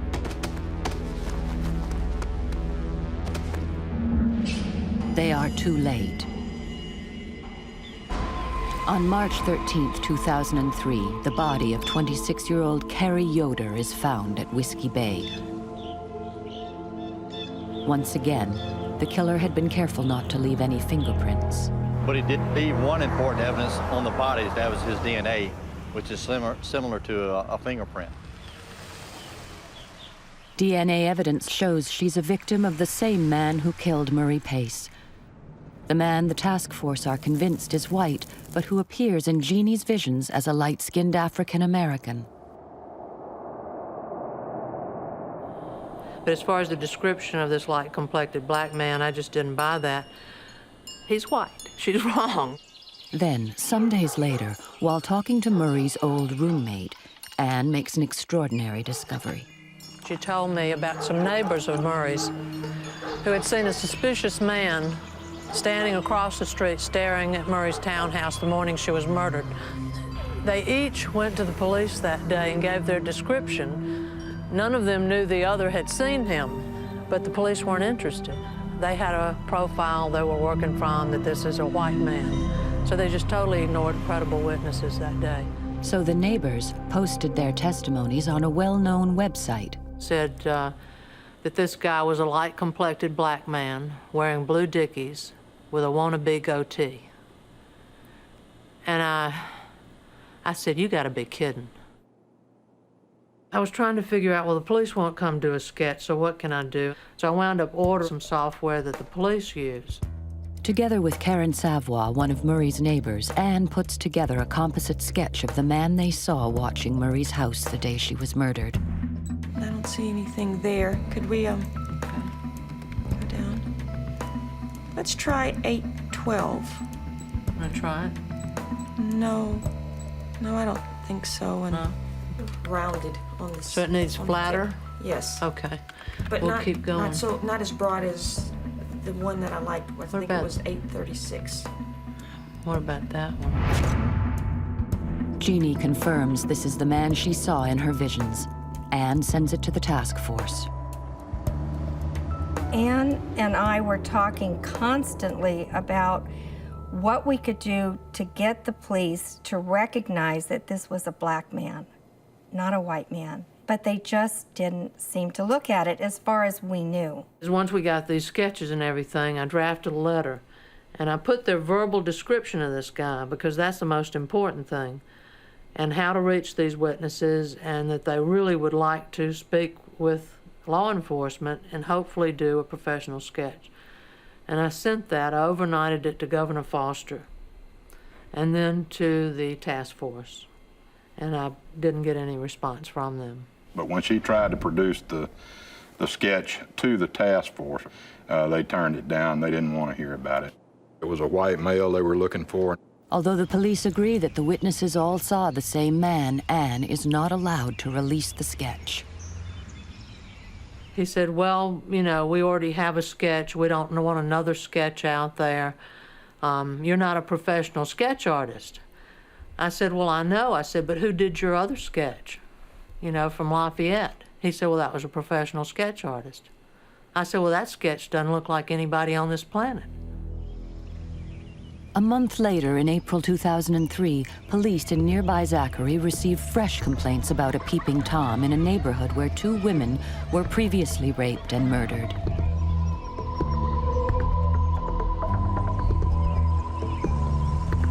The neighbor across the street here called in and stated that a black male was standing at this window right here, peeping into this window. The lady that lived here was a school teacher. She was a single mom who had 1 child here. We saw several footprints here at the windowsill. We followed these prints, and they went around the corner right here and went down the fence line right here and took off in the neighborhood. Zachary police think it's the same peeping Tom who some years earlier they suspected of a vicious attack on 2 teenagers with a machete at the local cemetery. 2 teenagers were parking in the graveyard here. It was a very stormy night, a lot of lightning going on. One of our officers came down the road right here and saw the dome light on in the car, knowing that nobody's supposed to be in the graveyard at that time of night. He come in here and stopped and got his flashlight out and checked and saw 2 teenagers in there covered in blood. And they began screaming. He called for help, stated a black male had came to them and began cutting them up with a big hack blade. He saw the police officer drive up. He reached back in the car and took a set of keys and fled the scene.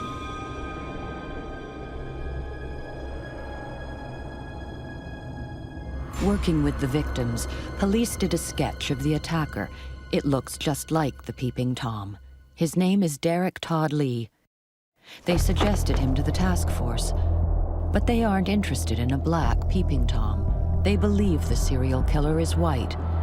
If they won't listen to colleagues, reliable witnesses, or even an experienced psychic, how many more women will die before the killer is caught? A savage serial killer is preying on the town of Baton Rouge. The police are hunting a white man, but psychic Jeannie Borgen believes he's African American. And while Ann Williams and photographer Chip Bowman try to find the places she sees him in, the killer strikes again. Meanwhile, police in nearby Zachary think the killer could be a black peeping Tom who's been plaguing their town for years. With fresh complaints of the peeping Tom in their area, Zachary police now reopen the file of their main suspect, Derek Todd Lee.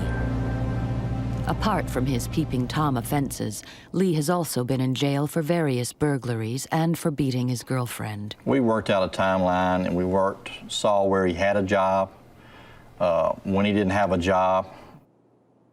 The timeline showed them something startling. When he was in prison, we didn't have no murders. When he was out, we began having problems in the area. Meanwhile, in Baton Rouge, the task force get lucky. There were witnesses to the abduction of Carrie Yoder. Police now release a second sketch of the serial killer and announced that he could in fact be of any race, not necessarily white. This is sweet music to McDavid's ears. In the back of your mind, you want to go out and say, I told you so. Was a likeness of a black male that was also similar to a sketch that was produced by Ann Williams. Now, psychic Jeannie Borgen has a terrifying premonition. The killer is about to strike again. At this point, I knew he would kill if he had the chance. But the clues are too vague. Ann Williams feels helpless to prevent it. She says, well, I'm getting a woman missing in Alabama. And she said she's a pretty brunette. And I said, well, I don't know. I haven't heard anything about a woman in Alabama. Then, Melinda McGhee disappears from her home in Mobile, Alabama. Her body is never found. Finally, in May 2003, McDavid gets a court order to take a DNA swab from Derek Todd Lee. My partner, Trevor Hannah, and me drove up there and we found him out in the yard. He saw me get out the vehicle and began getting upset and told them to tell me to leave. He knew, that I was after him. In 1998, I interviewed Lee in the Mayberry murder. And after interviewing him, I looked him in his face, because he was real cocky. And I told him, so I know what you did, I'm gonna get you one day. The sample is sent to the crime lab to be analyzed. Lee now takes his 2 children out of school and leaves town. Some days later, the analyst at the DNA lab makes the discovery that seals Lee's fate. His DNA matches that of the serial killer. McDavid is called in to see the task force. I walked in, everybody's eyes were on me. And I kind of glanced back and looked around, and I'm not for sure who said it. They come up to me and said, y'all just solved the serial killer. Y'all's DNA swab matched the serial killer. Oh, I was elated. I was excited. I mean, tears came to my eyes. The task force now officially identify the serial killer. It's Derek Todd Lee. Police track Lee to a cheap motel in Atlanta. The officers just miss him as they arrive. Following a tip-off, they finally arrest him outside a tire store. The minute I heard his name, it was like, that's him. They got him. It was just pure elation. On the 12th of October 2004, a jury takes just 80 minutes to find Derek Todd Lee guilty of the first-degree murder of Charlotte Murray Pace. He's also indicted for the murders of 6 other women. This is the kind of case, these serial killings, where a psychic can be very helpful because you don't have a DNA database. And oftentimes, people are surprised to learn many police agencies are not well trained or well equipped to deal with these kinds of stranger killings. This case was very difficult because it was like working on 15 cases rather than just one case. I got frustrated, so frustrated that I couldn't get on top of him fast enough to catch him. It was a relief off my shoulders because since 1992 we've been battling these murders, and I made a commitment to myself before I retired I was going to solve these murders. I would hope that the sketch we did maybe helped convince them that Derek Todd Lee was the man they were after. I hope so. Lee is given the death penalty and is awaiting execution at Angola prison. It was a victory for law enforcement. It was a victory for our city. In the town of Zachary, people still leave their doors unlocked, and not looking over their shoulders. And now they can still do that. They can go out and walk freely and not worry about that.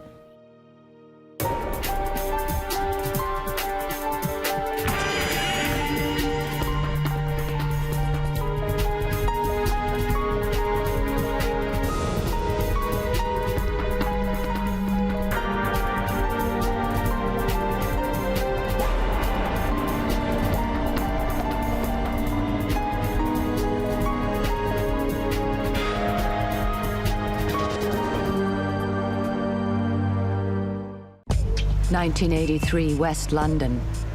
25-year-old Jackie Poole is assaulted and strangled to death in her own home. It was such a nasty murder. Despite a thorough police investigation, there's just not enough evidence to convict a killer. A local psychic believes she is visited by the victim's vengeful spirit. In a supernatural trance, she is taken back to the murder scene. and I could see it as plain as anything. It was Porky. But what part would her visions of the name Pokey and a brown sweater play in solving this brutal crime? I could feel Jackie saying to me, ring them now. Would a psychic's paranormal powers or hard forensic science nail Jackie's killer?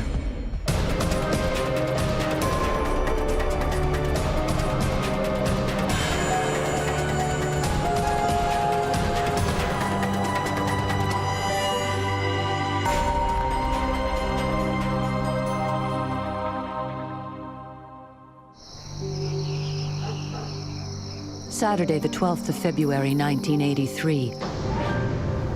Ruislip, a busy suburb 17 miles west of central London. Local psychic Christine Holohan's sixth sense has been on high alert all weekend. I knew something was wrong, and I couldn't quite put my finger on it. A feeling of coldness in the room. I'd hear footsteps, I'd sort of hear the door opening and closing. It was a sense of feeling of gloom. I was wondering what was happening. This was extremely intense. Was Christine's psychic experience connected to the incredible events that were about to be played out? The next day, a concerned friend of Jacqueline Poole contacts the police. The recently separated shop assistant hasn't been seen for 2 days and isn't answering her phone. A young police constable and the father of Jackie's boyfriend break in to discover that the popular 25-year-old has been sexually assaulted and strangled. Heading up the investigation team is Detective Superintendent Tony Lundy. Well, first of all, there was no forced entry to the premises. So she'd let somebody in or they'd con their way in. There were no broken windows, doors, or anything. So it seemed pretty obvious it's somebody who she associates with. Jackie has been strangled to death with a cord. Personal items have been stolen and her clothing is in disarray. She was fanatical at wearing rings and necklaces and bracelets and stuff, but basically the lot had gone. I think there may have been something left on her finger that couldn't come off, but everything that could be removed had gone. Jackie's body has lain undiscovered for some 48 hours. The killer has a head start. Police begin to interview Jackie's friends and family for vital clues and release details of the attack to the press. It became obvious from a very early stage that it was going to be a difficult investigation because the fact there'd been no break into the premises, we were really looking at close connections. Her husband had left her some time before, so obviously he was a possibility as a suspect from the word go, and numerous names were flooding in really from the outset. The night after the body is discovered, just 3 miles away, Christine Holohan claims her psychic abilities are put to the test once again. And after a while, I could see a light starting to appear, and it started to get bigger, and eventually there was like a shape. And from the shape, I could see the outline of a young woman. She seemed very agitated and very sort of frustrated, and I sort of said, I'm going to take a chance here. So I said, are you the young lady that's been murdered? And so I said, is it Jackie Poole? And she said, Jackie Hunt. Why is the spirit calling herself Jackie Hunt, and what connection does she have with the murder victim? So I asked her, how did she want me to help her? So she told me that she knew who had murdered her. And I explained to her that I would have to have solid evidence. I couldn't go to the police and just say somebody appeared to me and said they were murdered. I had to be able to go to the police with something positive. And then all of a sudden, then she went. And I thought, oh, that's it, she's gone. I was anxious of going to the police in case I would give them information that they would think I got from other sources or from a paper. Christine is desperate for more clues. Amazingly, the spirit returns the following night. It was like I was watching a television scene. It's like I flashed onto another level. It was then that I felt I was taken on a journey. I was just feeling what she was feeling. I felt myself in this flat, and I got a terrible sense of feeling that I was being dragged in slow motion as if she was still going through it. And it was horrible. And I could see all the struggle, and I could see what was happening. Christine believes she is a psychic witness to murder and sees a woman called Jackie Hunt being attacked by a young man. She claims she is shown the layout of the victim's home. It's not much to go on, but she cannot ignore the spirit's pleas for justice. I started, realizing what she'd gone through and thought, if I go to the police and I leave myself open to the person who actually murdered her, I start to think of lots of things. You're going to protect yourself. I was a bit afraid. Christine is desperate to describe what she has seen to the police. But murder investigation teams are skeptical over the use of psychics, and she must risk ridicule. I didn't know what to do. I didn't want to ring them, but I also knew that she just was not going to go away. So it's like she was my friend now. She wasn't just that she was a victim who came to me looking for help. She was like she was now my friend. Eventually, I could feel Jackie saying to me, ring them now. I could hear it really plain in my ears, ring them now. While the psychic builds up courage to call the police with crucial information, the murder investigation team work around the clock to nail the killer. You don't often get called out to scenes of murder where a young lady has been beaten, strangled, and it was a very, very nasty crime scene. With no sign of a break-in, police investigate the theory that Christine knew her killer. She had many, many friends, all from a same age group, from being brought up in the area and so on. And we had to eliminate over 70 suspects. Many you could eliminate quickly, but many, many, many were explored at length, and that made it very difficult. Christine Holohan claims she has visions of the murder sent to her by a spirit called Jackie Hunt. The local psychic feels she can no longer ignore the ghost's pleas for help and risks ridicule by contacting the police. I must admit I'm not one who's much of a believer in that, but at the same time, obviously, any possibilities to help you, you're going to explore them. Constables Andrew Smith and Tony Batters are sent to interview the psychic.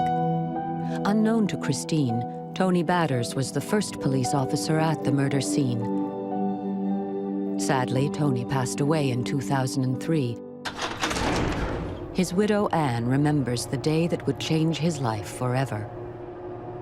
I think it could well have been the first time he'd actually found a victim. And she was young. It was a horrific murder.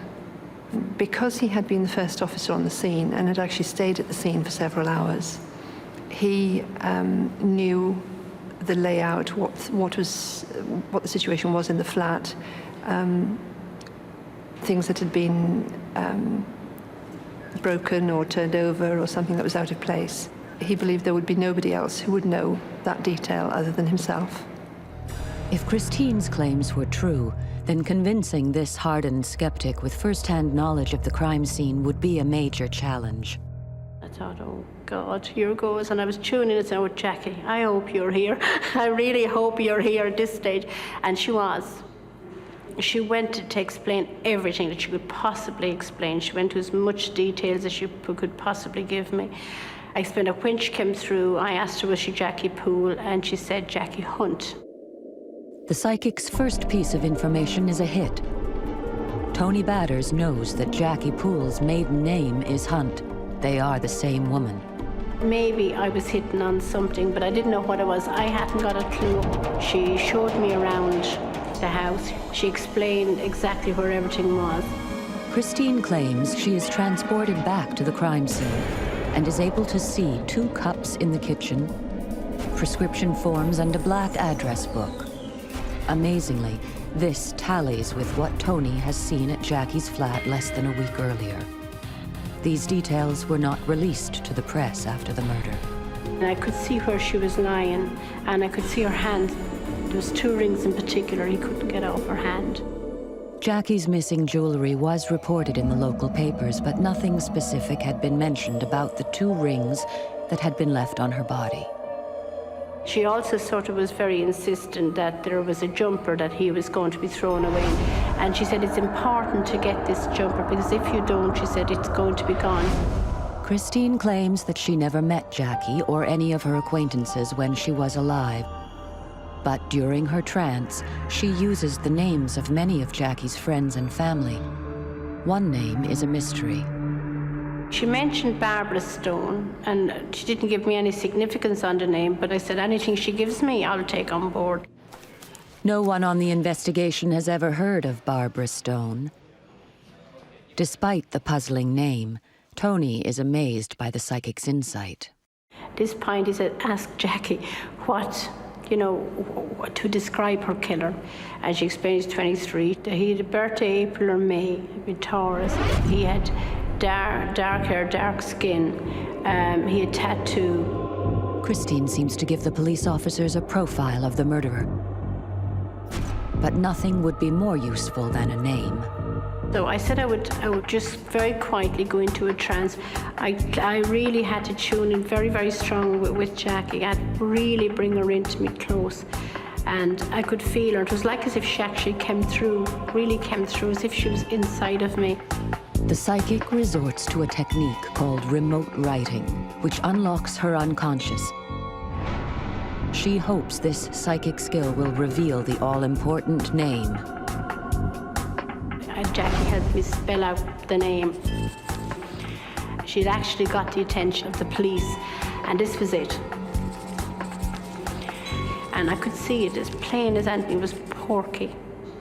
I knew at that point I had actually hit something significant had happened, though he never actually quite said anything about it.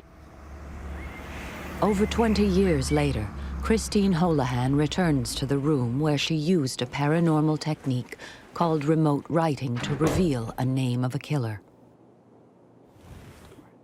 No, it was like as if somebody had taken my hand and very, very slowly had actually written out the name, very slowly.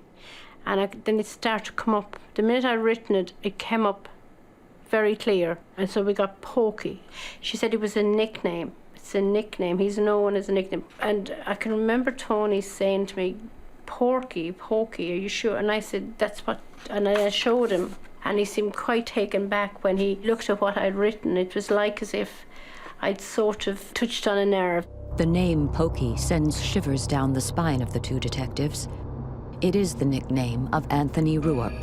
He is a friend of Jackie's boyfriend and is well known by the victim. Ruark is already amongst the murder team's prime suspects and has already been questioned. Well, I felt I'd done all I could possibly do, and I got a sense of feeling from Jackie as if she sort of was saying to me, look, if that's not convinced him, what is going to convince him? That same day, Tony Batters returns to the murder squad convinced by the psychic's abilities.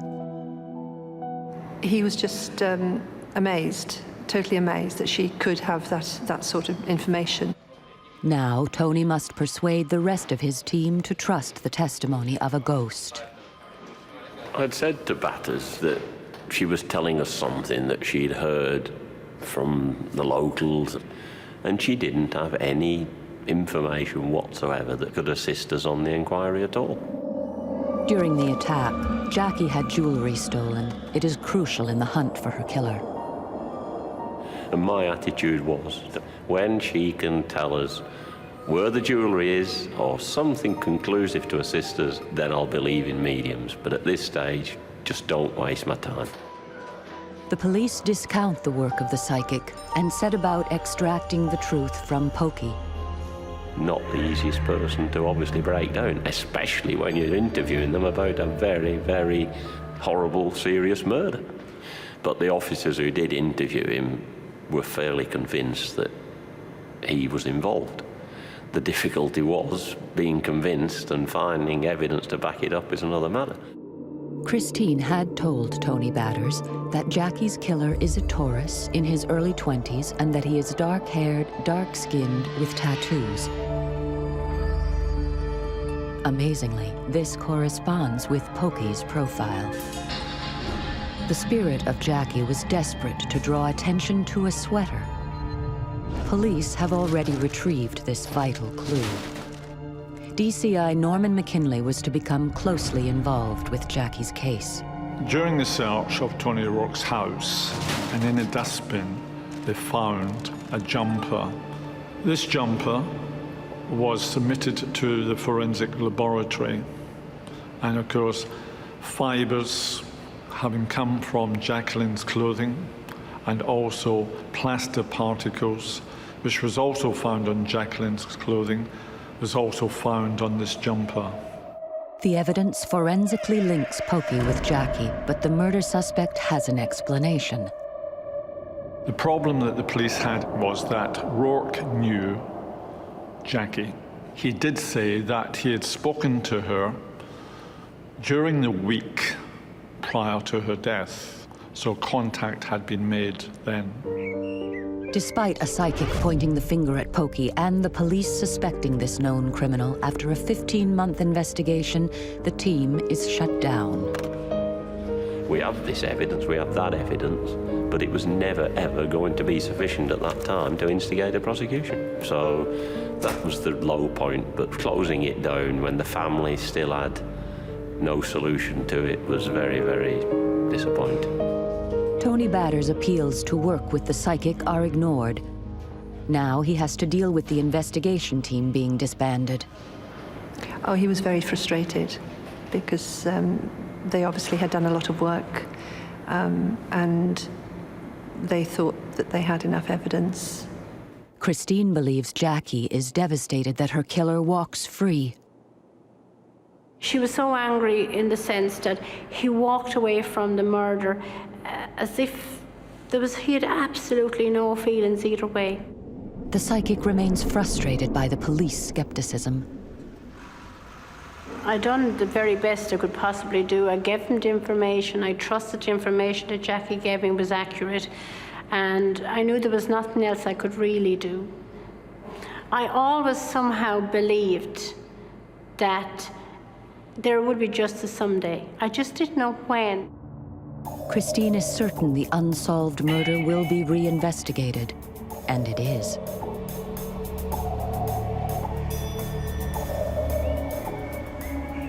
In 1999, some 15 years after the main inquiry was shut down, Christine has another visitation from a troubled spirit. And I could see an image of a blonde-haired woman. And I kept looking and I kept thinking that it looked like Jackie, but I said, I must be imagining this. Couldn't understand what the significance of that would be. Unknown to the psychic, the police reinvestigate the 16-year-old murder case after an informant brings in new leads on a suspect that is not Pokey. Was the apparition a coincidence, or Jackie trying to let Christine know that the hunt for her killer had started again? In the intervening years, a cutting-edge DNA technology had been developed that should allow police to test forensic evidence taken from Jackie's flat 16 years ago. The introduction of DNA low copy number, or LCN, was completely new. The DNA technology in 2001 and even today is very accurate, so much that the forensic scientists can identify one person in a billion from a DNA profile. We had every opportunity now to solve a murder, and particular for the benefit of Jacqueline's family, to ensure that justice was done for them. Bodily fluids collected from the crime scene and skin extracted from under Jackie's nails are examined by forensic scientists. But the new DNA technology will take 12 months to deliver the results. The wait is agonizing. I got a telephone call from the Home Office laboratory, and I couldn't believe it, that the bodily swab had produced a full profile. Is Pokey the killer? The DNA LCN match, the full profile, came down to Tony Rourke, who also was known as Pokey. Amazingly, the results tally with the name that had been scrawled on a notepad by psychic Christine Holohan over 17 years ago. He was arrested on Wednesday, the 24th of May, in a car park in Cirencester. He was arrested for the murder of Jacqueline Poole. Pokey is stunned to discover that he is being arrested for a crime that he was certain he'd walked away from. And in August 2001, he is tried at the Old Bailey in London. We've suspected him all these years, and now at last, hopefully, he's going to get his comeuppance and go away for a long, long time. Everybody was hoping that the verdict was going to go the right way. I was with, obviously, the brothers of the victim, and I mean, the evidence had been very strong, but you can never be 100% sure with juries. So they were very, very anxious and very, very, wary of the verdict. Tony Batters attends the 2-week trial. The retired police officer had listed 130 specific points that Christine claimed she received from Jackie's spirit. Now, he wanted to see just how many were correct. I think it would have been really that he needed to know for himself. He had to prove it for himself. But the amount of information that Christine did give, if that was available to other murder inquiries, then obviously it would be very valuable. According to Tony's notes, an amazing 120 facts match information brought out during the trial, including personal details about Jackie, the layout of the crime scene, and how Jackie knew her killer. Although Christine lived locally, she didn't know Jackie, she didn't know her family, she didn't know her circle of friends at all. But it's just in the amount of detail that she gave, and most of it was proven to be correct. The new DNA evidence is used to establish Pokey was at Jackie's flat on the day of the murder. The plaster particles taken from the brown pullover that Jackie had told Christine about are also produced as evidence. The jumper, which had been retained by police in a sealed bag from 1983, was produced in evidence at Rourke's trial and played a significant part. Pokey amends his story and claims he visited Jackie on the night of the murder, but that she was alive when he left. The solid prosecution evidence challenges this, and after 2 weeks, the jury is unanimously convinced of Pokey's guilt, and he is sentenced to life imprisonment. Justice at last for Jackie's family. And when eventually the guilty verdict was brought in, they were absolutely over the moon. I mean, they were virtually shouting out in joy. There is one final twist in the tale. The mysterious name, Barbara Stone, given to police by Christine nearly 20 years ago, becomes another psychic hit. During the Old Bailey trial, Tony was sitting next to one of Jackie's brothers, and he asked him, did the name Barbara Stone mean anything? And he said, well, yes, of course, it was Jackie's best friend, but she had been killed in a road accident about a year or two before Jackie had been killed. So that was the answer to the name. Christine's involvement in the Jackie Poole case hits the headlines. Her psychic skills have converted Tony Batters into a true believer. She'd have had to be pretty good. He thought the information must have come directly from Jackie, because there was no other way that Christine would have had the detail of information that she had given the police. Christine receives one final visit from her old friend.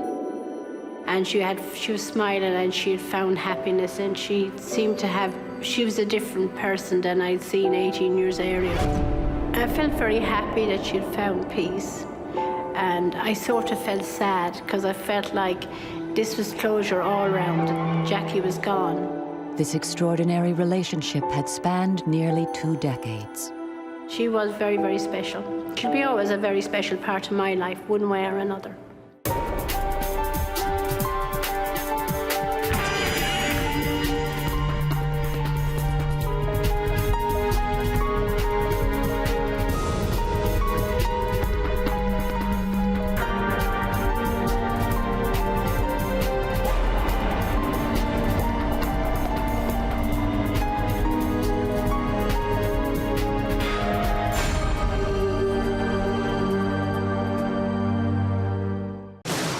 Birmingham, England, January 2002. A young man vanishes. Police think he's a runaway, but a psychic has a vision of a brutal murder. His head was pushed down and he had a blow to the head. He's describing this as if he's watching himself It's all to show me that he's been buried underwater. Can she convince the cops a killer is on the loose and put him behind bars? Or will the mystery surrounding this young man's disappearance remain unsolved forever?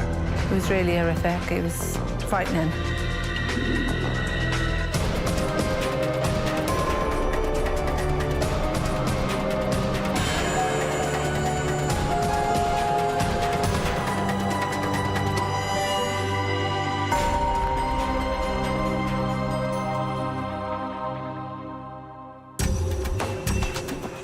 Birmingham, a bustling city in the heart of England and a centre of business and finance.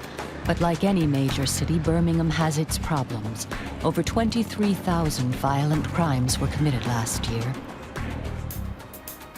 Detective Daly is a cop whose job it is to catch the culprits. But when good old police methods fail to find missing local man Mark Green, it's to this woman, Diane Lazarus, that she turns. Diane Lazarus is a psychic, and today she's in Birmingham to help Detective Daly solve the riddle of Mark's disappearance. The story starts here in January 2002.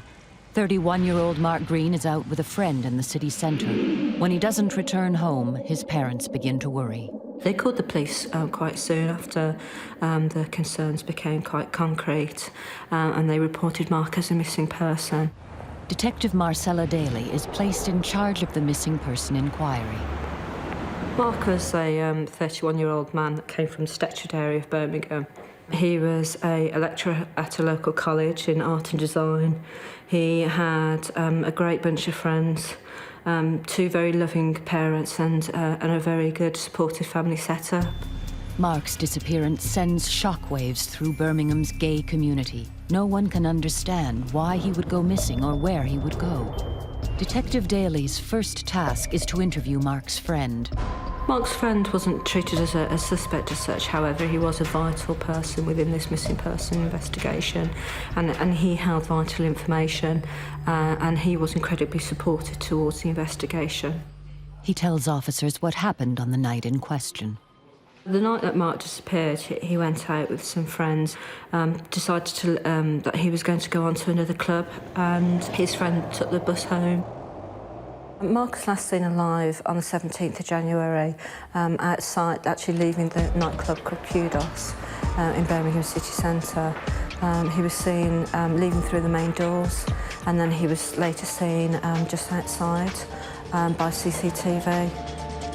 There are tens of thousands of closed-circuit television or CCTV cameras in Birmingham, but unfortunately Mark is only seen by one.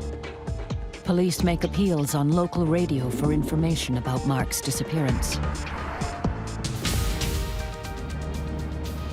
You're listening to Birmingham City News. It's Monday, the 28th of January.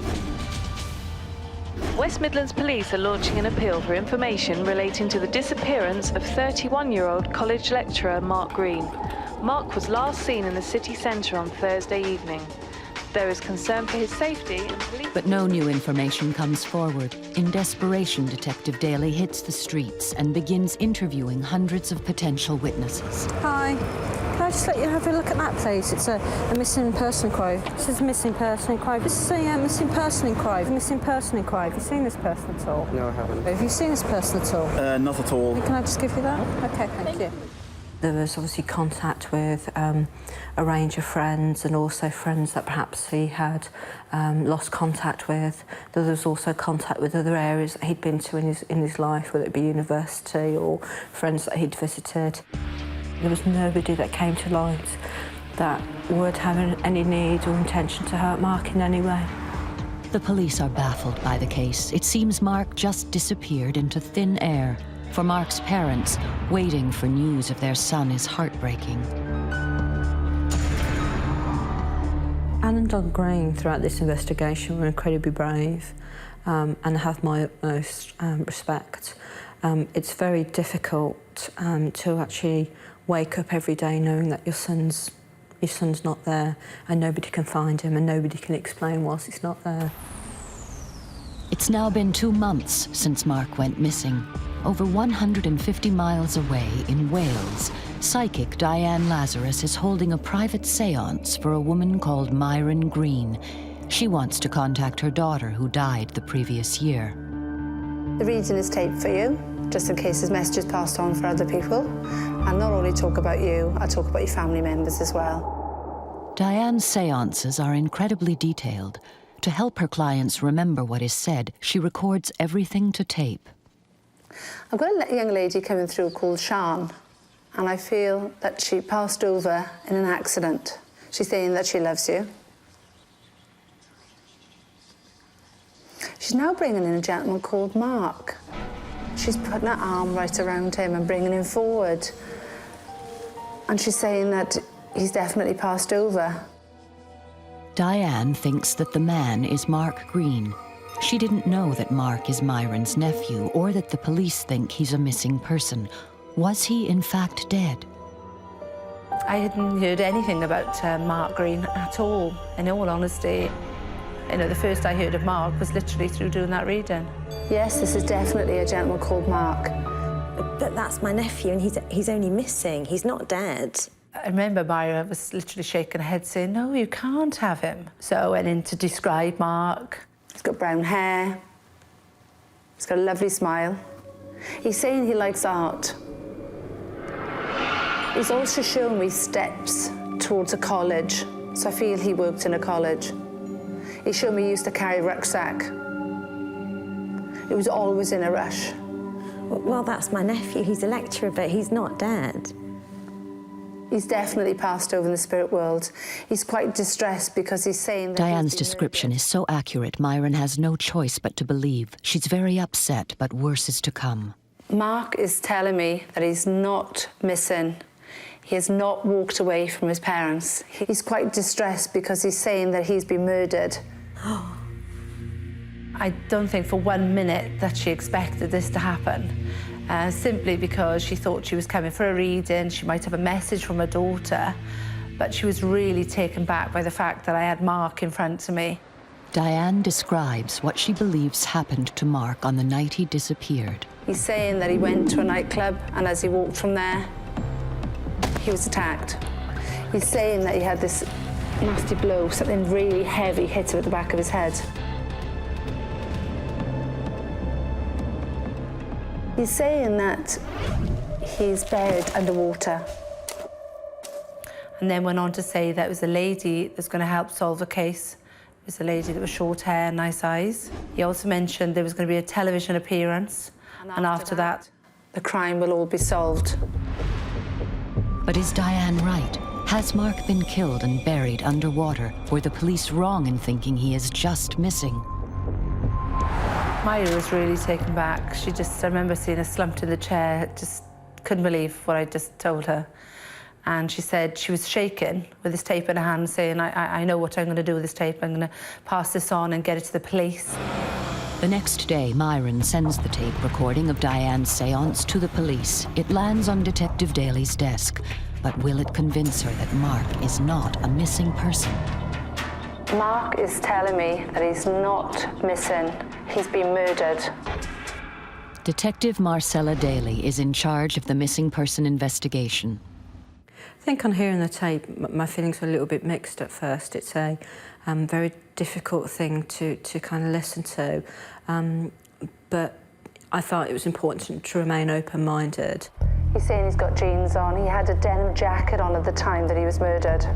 She came up with information with regards to location, interesting information connected to Mark's parents, but she also came up with information with regards to me, which was quite surreal, really. There's a police officer, a lady. She's got short hair, lovely eyes. And she described me as a key figure in the investigation. On the tape, Diane can be heard describing Mark's appearance, his movements that fateful night. She tells of a blow to the back of the head and a burial underwater. There were some elements that weren't what perhaps you would call guessable. You know, there was some information, some factual information with regards to this inquiry that we purposely kept out of the media. and Diane had touched on a number of these points. Detective Daly asks Mark's parents permission to contact Diane. Approaching Alan Don about the information on the tape was a little bit difficult, but they felt like any information that was coming through on Mark, that it really needed to be looked at. I had a phone call then from the West Midlands Police, Marcella Daly, and she was asking me, how do you know about Mark's murder? How do you know all these details? There's no way you could know all these details. She was very much taken back as well, and I felt I was being really questioned, big time. So I just answered as best as I could and tried to explain that I'm not a crackpot. Mark is in the spirit world, and he's given me the information. Got very good vibes from speaking to her, and she seemed genuine and very supportive to what she wanted to help, and she agreed to come down to Birmingham to meet me.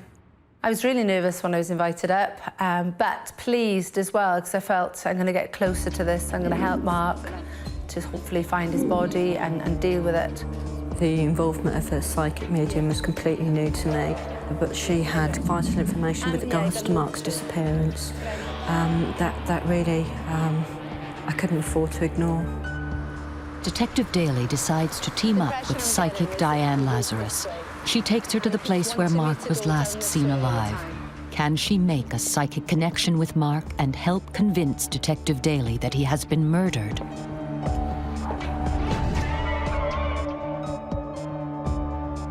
She felt a very strong feeling to walk in a particular direction, and that direction was actually supported by CCTV footage of Mark, and in fact it was actually the last footage that I had of Mark. The CCTV here, just that one there, we've actually got a picture still of Mark just standing here actually chatting to somebody. We don't know who that person is and they haven't come forward. I could literally see Mark ahead of me and he's saying, walk this way. Diane believes that Mark is guiding her and Detective Daly along the route he took the night he disappeared. To him. Mark literally showed me in great detail which way to walk. Just want to go straight down here. Okay. We said take a left here, take a right here. Because to me, he's coming through really distressed at this point. And he keeps taking me as if he wants to sort of drag the both of us down this area all the time. Quite clearly, I had an understanding of where Mark had gone, and Diane, without having that information, walked that route, and I followed her and listened intensely to what she had to say. I don't feel he was alone. Somebody else was with him, and this guy that I feel is certainly not a friend that's with him at this point. It's as if he was staring Mark out. I kept looking at him, staring at him. It's as if he wanted me to see into his eyes, and I felt as if I was drawn into this guy's eyes. And he said, can you see what I've seen? Walking with Diane as she was talking about how Mark was feeling, providing this information, it was quite unusual. Certainly the trained detective in me that was very much used to dealing with factual information was still remaining very open-minded. I didn't disbelieve her. I was pleased by Marcella because she questioned a few times, but she took in all the information that I gave her, which was brilliant. And she accepted what I was saying. She didn't try and sway me anyway. She said, do you think he was here? How do you think he looked? Which way did you describe him? You know, all the right questions she should have been asking, really. After 5 hours walking, Diane Lazarus and Detective Daly arrive at this housing estate in Birmingham's Highgate district. This is definitely it, definitely. And I remember actually getting to some flats, and he kept saying, Diane, here, this is the place. The psychic connection is now stronger than ever. Mark begins to reveal the full horror of what happened to him that night. He was really hitting him and beating him up. When Mark was pushed down and kept being pushed down, he had a blow here, right there, at the back of his head. The impression he keeps giving me is that his head was put down. But police have no information to suggest Mark would ever come to this area of Birmingham. He didn't have any friends here, and it's miles from his home. It was really horrific. It was frightening. When I was actually standing there, and hearing this information, it was unbelievable. I was looking in thinking, you know, where are you, Mark? He kept saying, you're not going to find me here, you're close, you're not going to find me here. But I'd been taken away, and I could see black bags being laid out. It was terrifying. For me, even, I was in a right mess, and I felt awful. And I thought, these people are going to think I am nuts to say these things to them now. But the walk has a dramatic effect on Detective Daly. Her growing suspicion that something sinister had happened to Mark is now confirmed. She decides to upgrade the missing person case to a murder case. Diane Lazarus has done her job. It's been several months since Mark Green was first reported missing from home in Birmingham, England. With the help of psychic Diane Lazarus, police are now treating his disappearance as murder. Because of some supportive information on the tape, as well as a very intense investigation, the decision was made quite quickly to upgrade the investigation to a murder investigation. It's incredible, but a tape recording of a séance is being used by police to catch a killer. Using information provided by Diane Lazarus, police begin to search whole new areas of Birmingham. Diane provided particular information with regards to locations and areas and materials that she felt were important, and that information formed part of my searching of areas. It's an agonizing time for Mark's parents. The waiting for Mark's parents was just completely devastating. Not only Mark's parents, but obviously key family members, and also Mark's partner at the time. And there was just no way of actually describing how completely devastated they were as every second ticked by, really. But despite their best efforts, the police find no evidence of Mark. It was very frustrating for me as the main officer in the investigation, not to find Mark when I felt so committed to finding Mark. It isn't just Detective Daly who's growing frustrated. The length of time that Mark was sort of waiting for this case to be resolved, it was actually frustrating for Mark. But in that time, I actually did his mum a reading, and his dad. And Mark actually told me that there'd be a television programme, and after that television programme, the whole thing would be actually solved. This is the second time psychic Diane Lazarus has said a TV show will lead to the crime being solved. The first time was during the séance over 5 months ago. When Diane spoke on the tape, she mentioned the use of media, a wide range of media, but also that we'd be attending a TV show. Incredibly, in May 2002, Detective Daly is called and asked to take part in a talk show. There's going to be a television programme. With Diane's words ringing in their ears, she agrees to take part. I certainly felt with regards to Mark Green that we really could not afford just to ignore it. I felt I had to justify to the inquiry, and felt I had to do it for the parents. And Marcella rang me and said there is going to be a television programme, and I was really taken back. I remember watching it and thinking, it's not going to be long now. A very unusual step, but it felt... During the programme, Detective Daly is criticised for using a psychic in the investigation. This was a real help? It enhanced the investigation. Yeah, I noticed you used a very kind of careful word there, enhanced. It was quite critical of the approach that I had personally taken with the use of clairvoyance mediums. What I stress and what's important for any family that's considering this, that there are lots of people out there that will take advantage, quite clearly, but there are still people out there that have talent and do want to actually help people when they're in such a vulnerable state to find missing loved ones. The broadcast comes as a shock to one man in particular. Scared that the police are closing in, he decides to save himself and step forward with information about Mark's disappearance. A person called James came forward and basically provided information to say that his brother was responsible for the murder of Mark. And that he was responsible for helping his brother dispose of Mark's body. I was pleased that this gentleman had walked into the police station and obviously said that he'd been involved in committing the crime. because it's exactly what I'd said. I said there was going to be a television programme, and from that moment on, I knew somebody was actually going to own up to it, so to speak. Incredibly, Diane was right. A television show has brought a killer to the surface. But what did happen to Mark on the night he disappeared, and where is he now? James's brother, Robert McMahon, is a neo-Nazi with a history of violent crime. Police arrest and charge him with the murder of Mark Green. But despite intense questioning, Robert refuses to confess to the killing, but James does talk.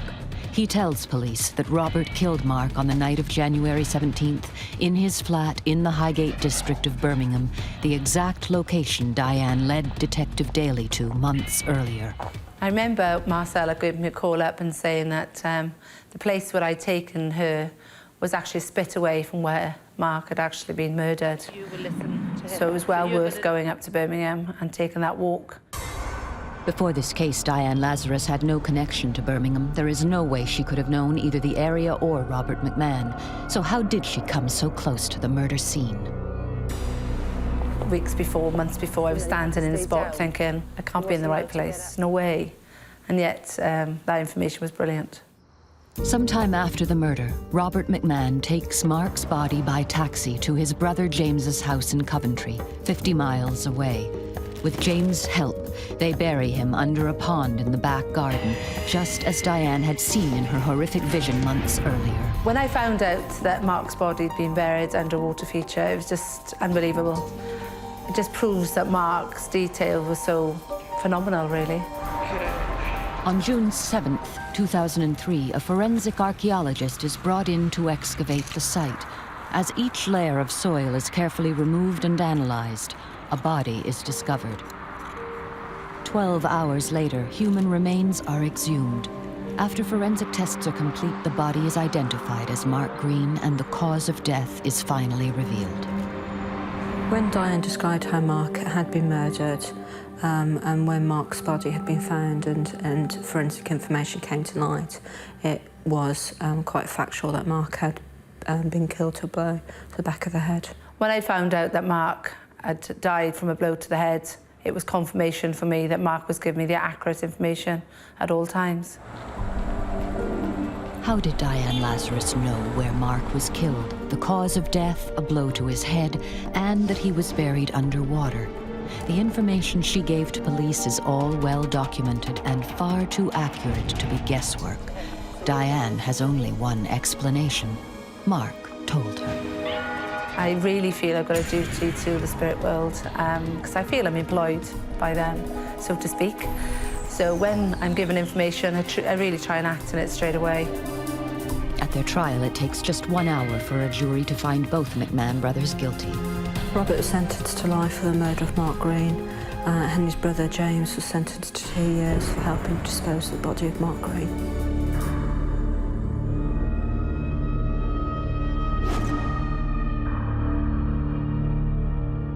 I think Mark's parents had basically been to hell and back with Mark's disappearance and murder. I think the case, when it came to an end and when the two were found guilty and sentenced, was a relief to both Anne and Don. But again, it just re-emphasised the great sadness and the great loss in their life.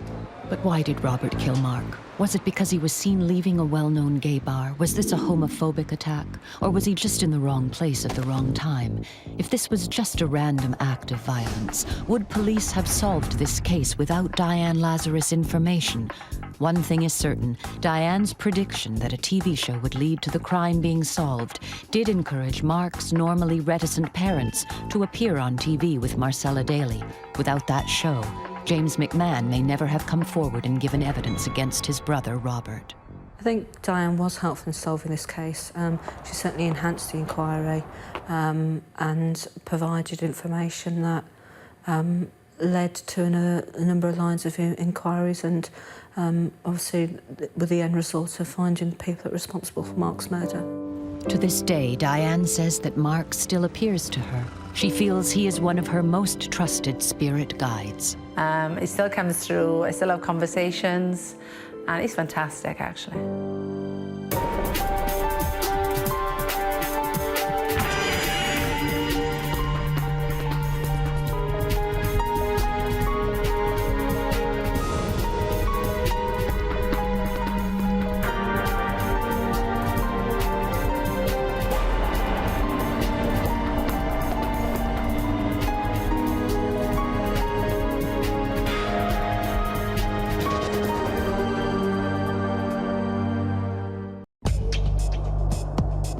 Drug trafficking as a career is fraught with occupational hazards, most notably violence, which in extreme cases can cause death.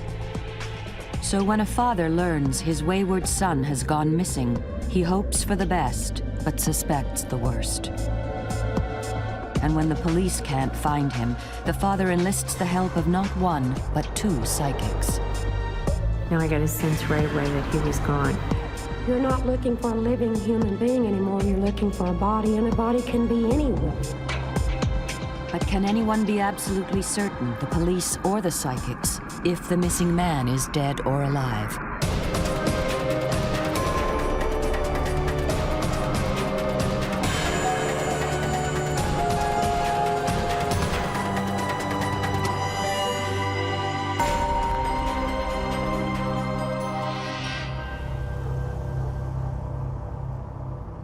Back in 1994, Lawrence Embro was a businessman.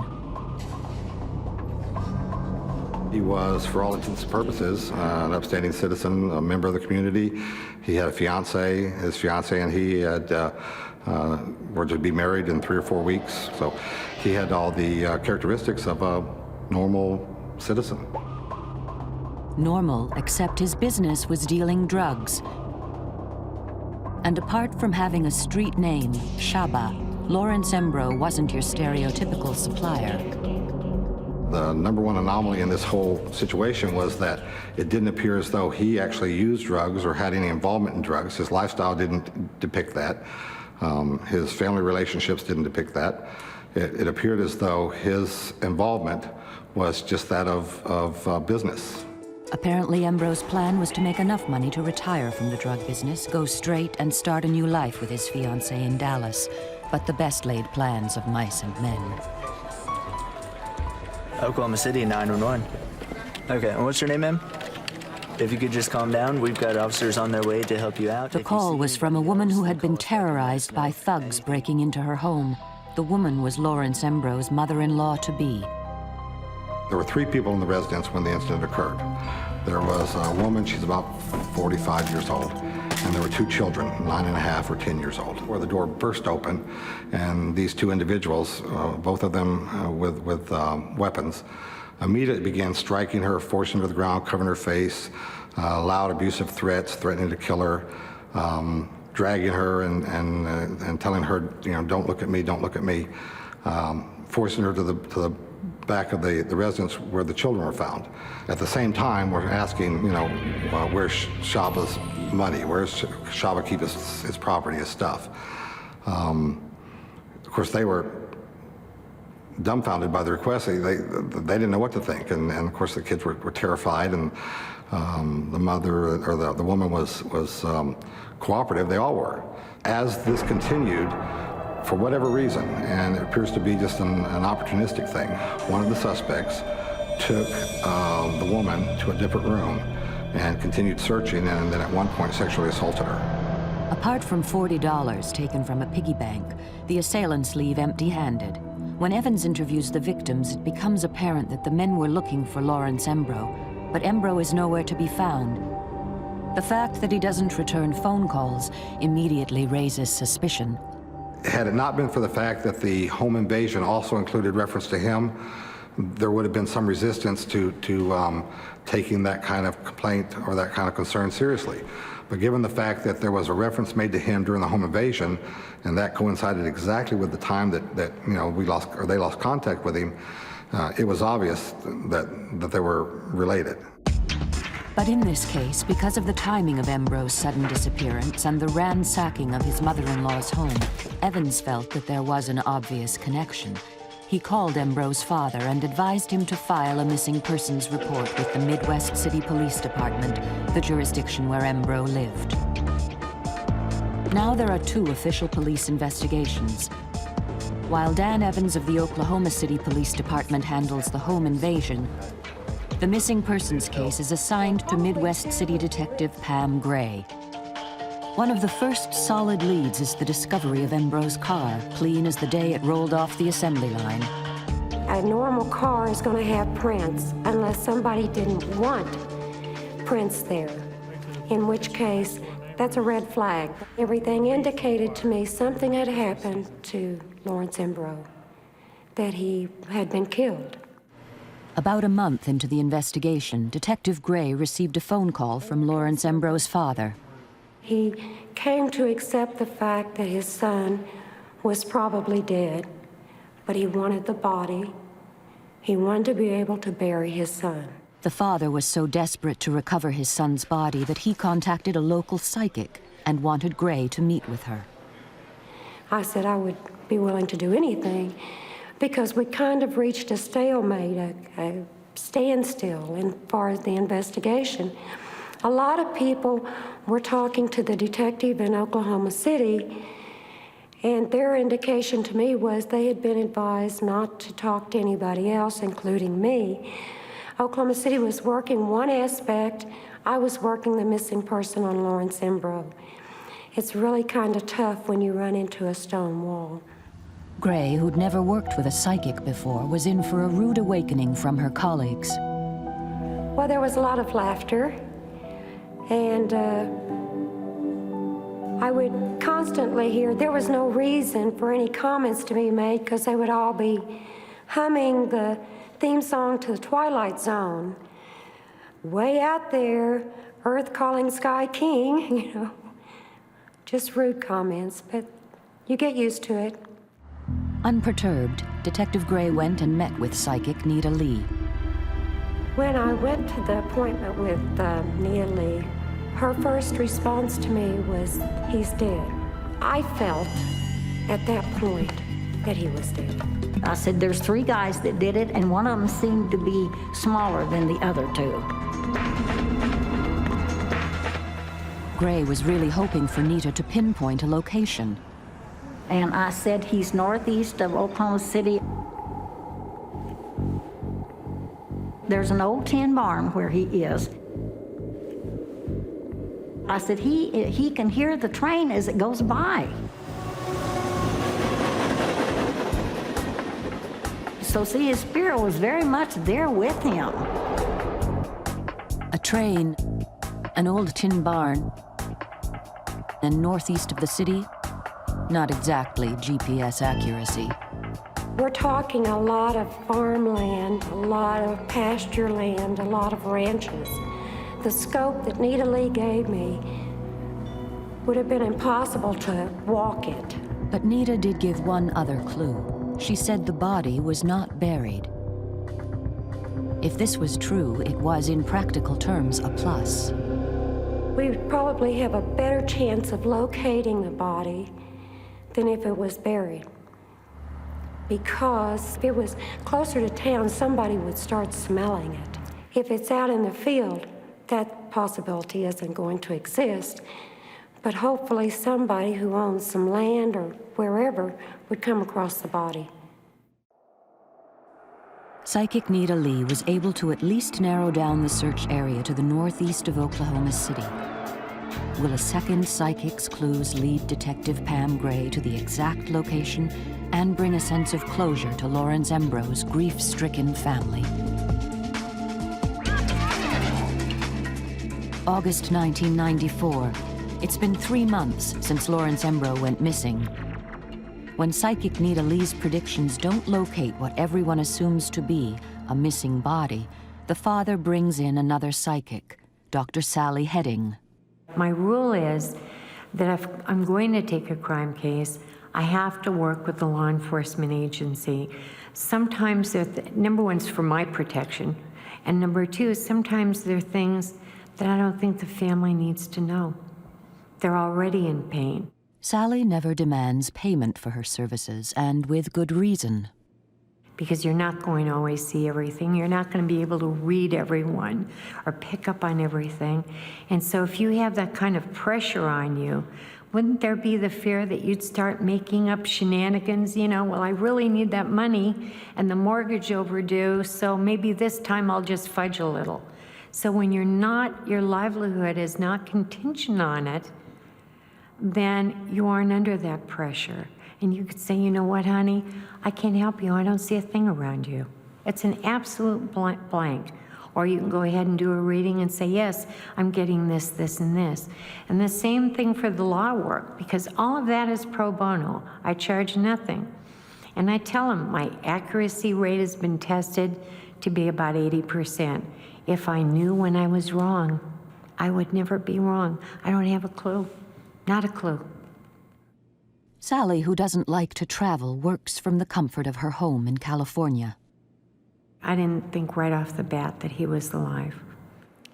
It was a confirmation of what I already felt, what Mr. Imbro had come to feel, what Nita Lee had said, and now Sally Heading was saying it. I had the sense, because there was money involved, that it was about selling drugs, and that there was a lot of anger around this money, that it was a deal that had gone wrong. Once again, Sally and Detective Gray were on the same track. Well, my thought was he hadn't got out of the drug culture, that either a drug deal had went bad, or he was involved in something else that somebody wanted to get rid of him. One of the things I saw was a blue blanket. I knew they had not buried him. I saw a blue blanket over him. In sync with Nita, the man is not buried. The blue blanket, a new and pretty specific clue. I kept being shown flashing a metal sign that said Herefords on it. And I had the sense of prized Herefords. I also saw a barbed wire fence. I knew there was a gravel road. I could hear it. And I also knew that on the road going north, that there were poles all along the side of the road, telephone poles. Sally is describing the rural area surrounding Oklahoma City exactly as Nita did. I got a strong sense that people came up from Los Angeles, the 3 people, to meet another man. I had the sense that 3 were African American, and the 4th man was mixed, and that the 3 men were brought up to do Lawrence Monroe harm. Now Sally is getting all these visions while sitting in her home in California, half a continent away from the crime scene, and the only connection with Detective Pam Gray is the other end of a telephone line. Sometimes I'll see like flashes of images. Sometimes I'll feel as if I'm right there going through it, as if that person has walked through me or entered me and I'm walking along with them, or that they're holding my hand and showing me something. And sometimes it's not like hearing voices, it's from within. It's not like someone's whispering in your ear. Sometimes you'll hear a noise that might be connected with a crime scene or something. I have to confess, I started imitating my fellow detectives, humming the theme song of Twilight Zone. You know, I thought, I've got this phone call and I've got this woman telling me these things. And she's over 1,000 miles away. Yeah, right, you know. I knew this was a woman who hadn't believed in Santa Claus or the Tooth Fairy for many, many years, and I think I was on that list, you know, of people to be debunked. But I tended to believe, or at least have an open mind, because some of what she had told me was consistent with what Nita Lee had told me. But it was strange to me how people 1,500 miles away from each other were consistent in what they were saying. You know, I really believe that's the exceptional police officer who will set their own belief system aside and do whatever it takes to solve that case. And I think she has that kind of intelligence and insight.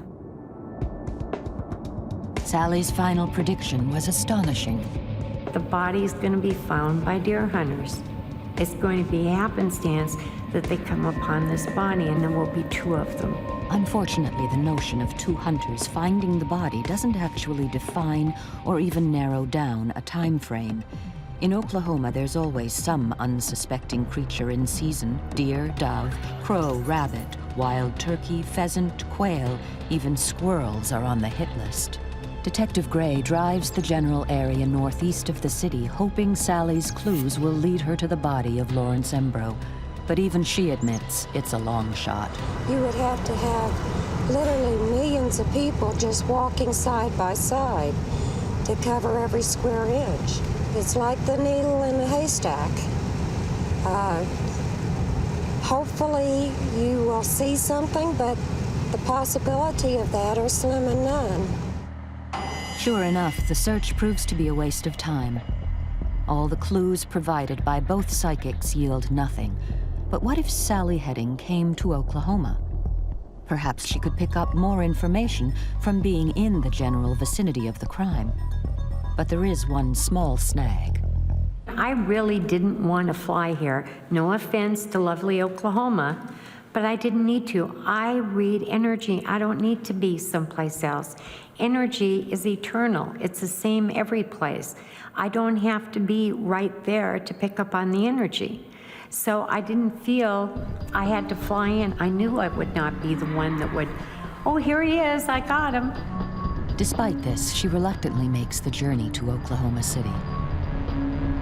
I came in for the family. There's nothing anyone can do that feels like enough. And so that was the energy that brought me here, to help the family. Did I feel that they were being any difference? No. Pam Gray, the detective charged with finding the missing Embro, is out of town the day Sally arrives. Detective Larry Beaver, who has never worked with a psychic before, is assigned to escort Sally around the city.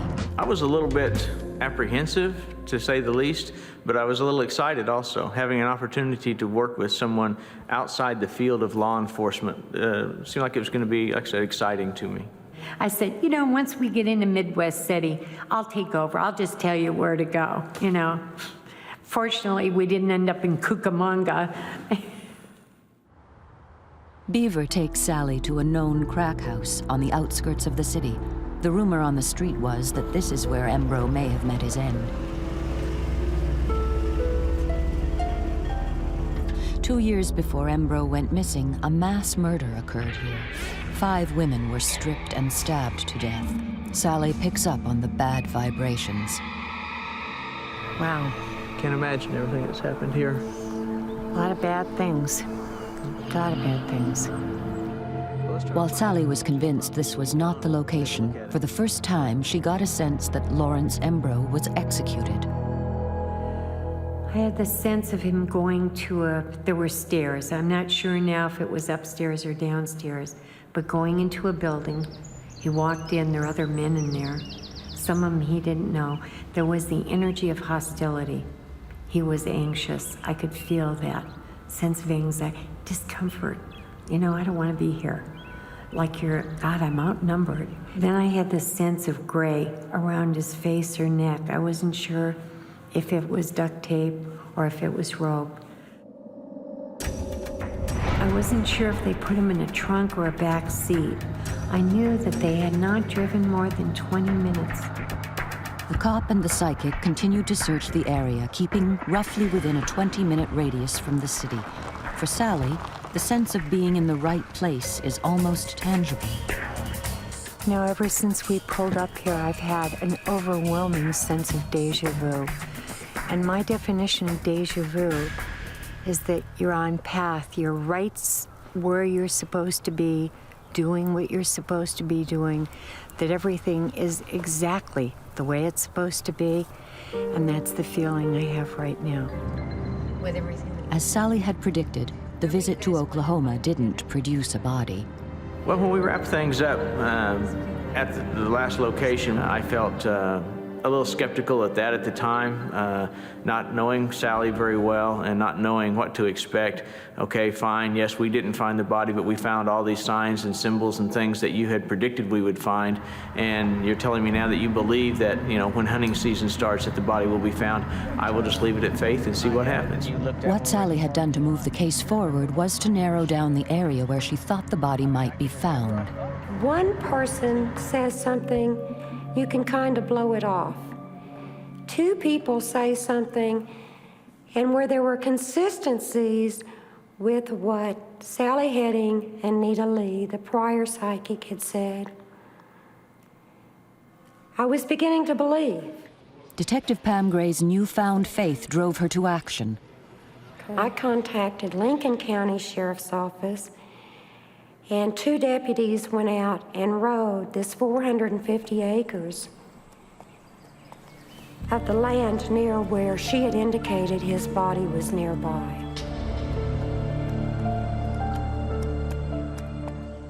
The deputies find nothing.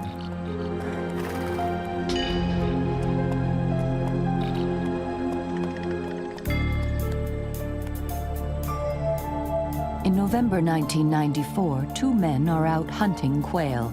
It's 30 days since psychic Sally Heading was wandering around these parts. It's also the last day of quail hunting season. The unsuspecting hunters make a horrifying discovery. It turns out to be the remains of Lawrence Embro, exactly as psychic Sally Heading predicted. The body's going to be found by deer hunters. And I said he's northeast of Oklahoma City, I One of the think. things I saw was a blue blanket. I knew they had There's an not old tin buried barn where he is, and it has great flashing a metal sign that said Hereford's on it. I said, he can hear the train as it goes by, and he could. I also saw a barbed wire fence. I knew there was a gravel road. I could hear it. Every single clue provided by both psychics, Sally Heading and Nita Lee, turned out to be right on target. All the indicators were in the vicinity of where the body was found. Detective Pam Gray was blown away. There wasn't any more teasing. There wasn't any more humming of the Twilight Zone. However, nobody wanted to come right out and say, hey, psychics are great, psychics are wonderful, you know, this is the answer. With the discovery of Embro's body, police were now dealing with a homicide. After an exhaustive investigation, detectives were able to piece together what had happened. The story was Mr. Embro gave approximately somewhere between $20,000 and $60,000 to an associate of his to go to California to pick up a load of cocaine. He reportedly bought a Lexus, went out to clubs, frequented ladies or women, and squandered all the money. To most dope dealers, they have to, or they're going to demand respect, because if they don't have it, they're not going to be able to do their work. If you don't respect them, you're not going to pay them. And a lot of dope dealers will front you dope. In other words, they'll give you the dope without the money on your word that you're going to pay them back. They only do that if they know you or if they respect you as someone in the business. If you don't have any respect on the street, whether you're a dope dealer, you're a cop, you're a doctor, or whatever, you're not going to get very far. There's no honor among thieves, but they do value respect very highly. They don't always earn it, but they value it. The gentleman with the new Lexus was Steve Gray. Embro, who naturally wanted his money back, put the squeeze on Gray. Gray called his gang member friends in LA, including a man by the name of Isaac Johnson. According to Johnson, Gray wanted Embro off his case, to do what it takes to scare him into backing off. As payment, they keep whatever money they find. However, before they get a chance to confront him, Embro makes a surprise visit to Steve Gray's girlfriend's apartment. Little does he know, the gang from LA are inside. Lawrence comes to the door, opens up his jacket, shows his gun, says he wants his money or he wants him. So Steve invites him inside, says, I've got some money, let me pay you something, I'll get you the rest later. As soon as he walks in the door, Isaac Johnson tells us that he punches him in the face and Lawrence Embro goes down. They then commence to beating him with their weapons and with their hands and feet until they subdue him. Lawrence Embro died from his wounds. The gang wrapped his head with duct tape, placed him in a blanket, and dumped him on the outskirts of town. The duct tape was exactly as Psychic Sally Heading described. The blanket, down to the color blue, was exactly as she described. Even Sally can't fully explain it. I wish I could tell you how I know these things. How did I know it was a blue blanket? You know, I mean, there are a lot of colors to pick from there. Is it a lucky guess? Do you know there are times I've really wondered that seriously? Could these be lucky guesses? Am I just doing, randomly da-da-da-da-da? But it comes so quickly and so strongly, I don't believe so. The only way that I can come up with an explanation is that Lawrence was showing me where he was. All the gang members were charged and found guilty in the murder of Lawrence Embrough. Lawrence Embrough was 29 when he was murdered. He had planned on going straight, getting married, and moving to Dallas. Unlike many in his trade, he wasn't a drug user. Apparently, he was simply tempted by the lure of making a quick buck, a temptation that cost him his life.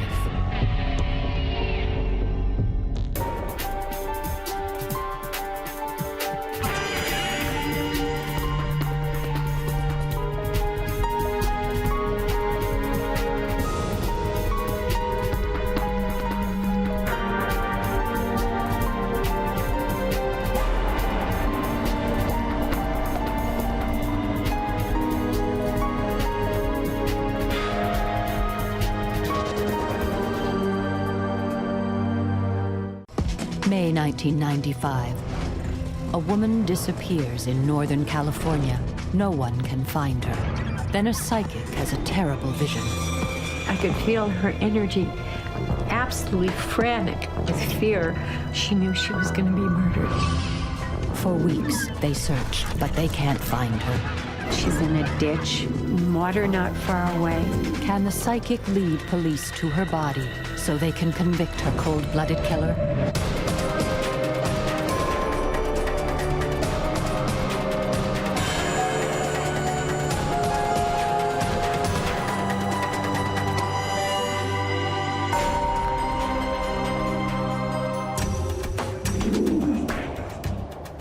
May 24th, 1995. The rural town of Dixon, Northern California. Martin Reese, a police officer from the nearby town of Davis, searches the streets for his ex-sister-in-law, Rosa Talamantes. A single mother of 7, Rosa went out for a beer the night before and didn't return home. With children to feed and get ready for school, this is not like her. She's a responsible mother. Her family are anxious. My thought at that point was that she may have taken off, who knows, to spend the night somewhere and just didn't bother to tell the children. But somehow in the back of my mind, it didn't seem right. To make matters worse, the night before, Rosa's eldest daughter, Elisa, had a terrifying premonition. Around midnight, something in my stomach just pulled really hard, and I had a bad pain in my stomach. So the next morning, when I got to the house and found the kids alone, I asked them where my mother had went, and they said she had went to the store with Jose and never came back. Jose Enriquez, Rosa's boyfriend, is an immigrant farm laborer. Their relationship is volatile. He helps feed her children, but he's also jealously possessive, and their arguments often flare into violence. Elisa goes straight out to the work camp where Jose lives. Maybe her mother had stayed the night with him, but neither of them are there.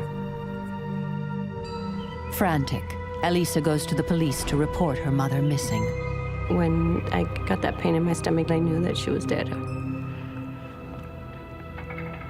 She wouldn't have stayed out that long with her kids at home. She'd never left them alone. Deep down inside, I knew she was really dead. But without proof that her mother is dead, the police tell Elisa they must wait 24 hours before they can file a missing persons report. Detective Sergeant Elaine Perry was friendly with Rosa. She and we developed a rapport and a good just communication between us. One day in passing, she had indicated to me that she was in a relationship, but the individual had a bad temper. And she had told him she didn't want to see him any longer. And she had been seeing another gentleman that had also lived here in town. Rosa had already told Jose that she was going to leave him. And he had threatened her that if she left him, he would kill her. My fear was that he may have beat her up and just left her abandoned somewhere. After combing the streets without finding her, Martin offers his services to the Dixon police. As a relative of Rosa's and a fellow police officer, he wants to do all he can to help. Feeling increasingly desperate, Elisa goes back out to look for her mother's boyfriend, Jose. And this time, she finds him, though she soon wishes she hadn't. I asked him, where was my mother? And he said he had no idea where she was. That's when I told him that I had spoke with the police in town, if he could please follow me into town because they wanted to speak with him.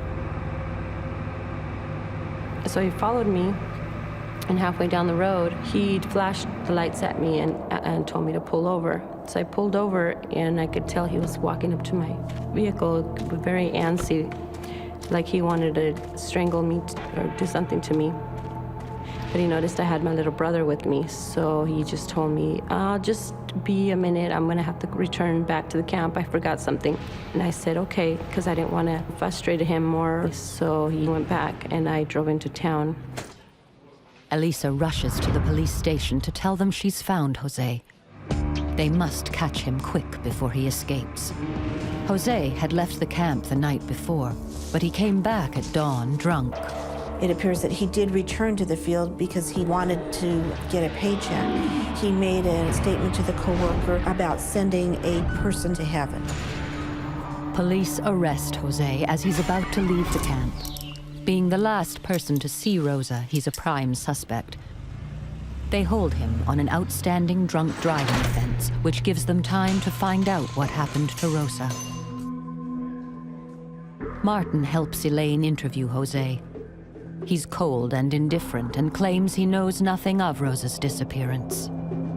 His events were that they had bought some alcohol and they had been drinking and that they had taken a drive, and after that he brought her back and he has no idea where she went after that. But Rosa's children have already told police that he didn't bring her back that evening. In Jose's car, police find a pair of Rosa's earrings, which apparently she never removed. They also find a shirt stained with blood, which Jose claims came from a nosebleed. Meanwhile, Martin begins searching the fields around Jose's work camp. But with such a vast area to cover, it's a fruitless exercise. Days go by. Rosa's family are desperate. Then a colleague of Martin's suggests he make a phone call, which gives the investigation a whole new focus. Psychic Sally Heading is a doctor of psychology and parapsychology. She's also done a lot of crime work with the police. I'm good at finding bodies. I don't have to be there. In fact, I prefer not being there. It's easier for me to just do it with remote viewing.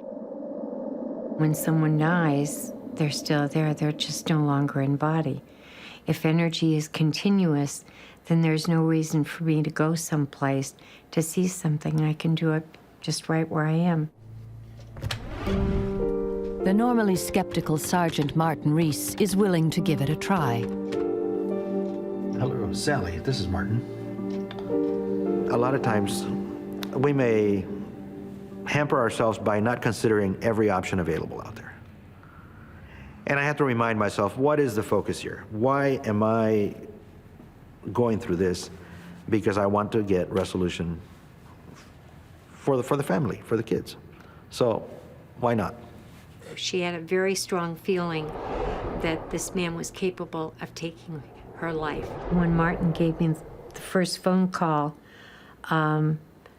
I started getting a very strong sense of what had happened to this woman. In fact, as I talked with Martin, I knew that she was dead.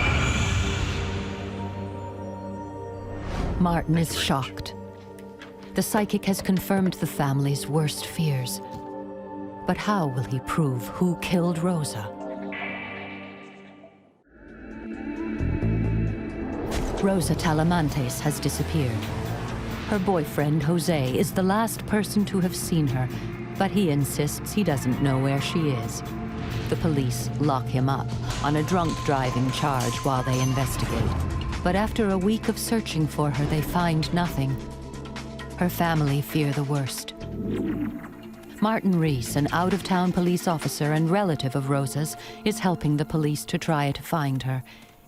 He contacts psychic Dr. Sally Heading, who confirms their worst fears. She'd been murdered by her boyfriend.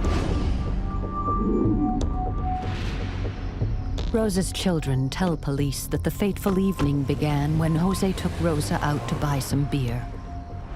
But this trip to the store wasn't like others.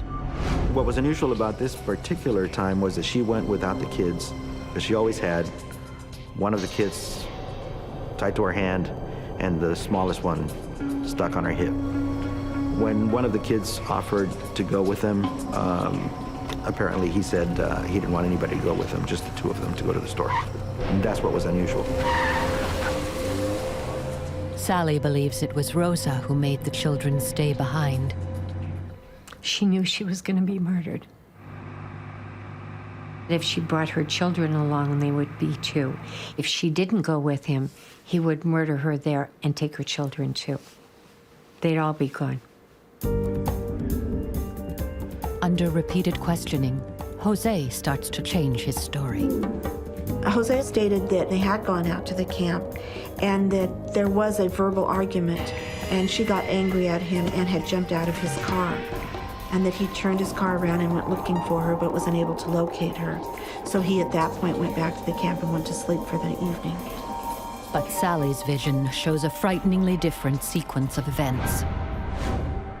He wanted power and control over this woman. He sensed he was losing her.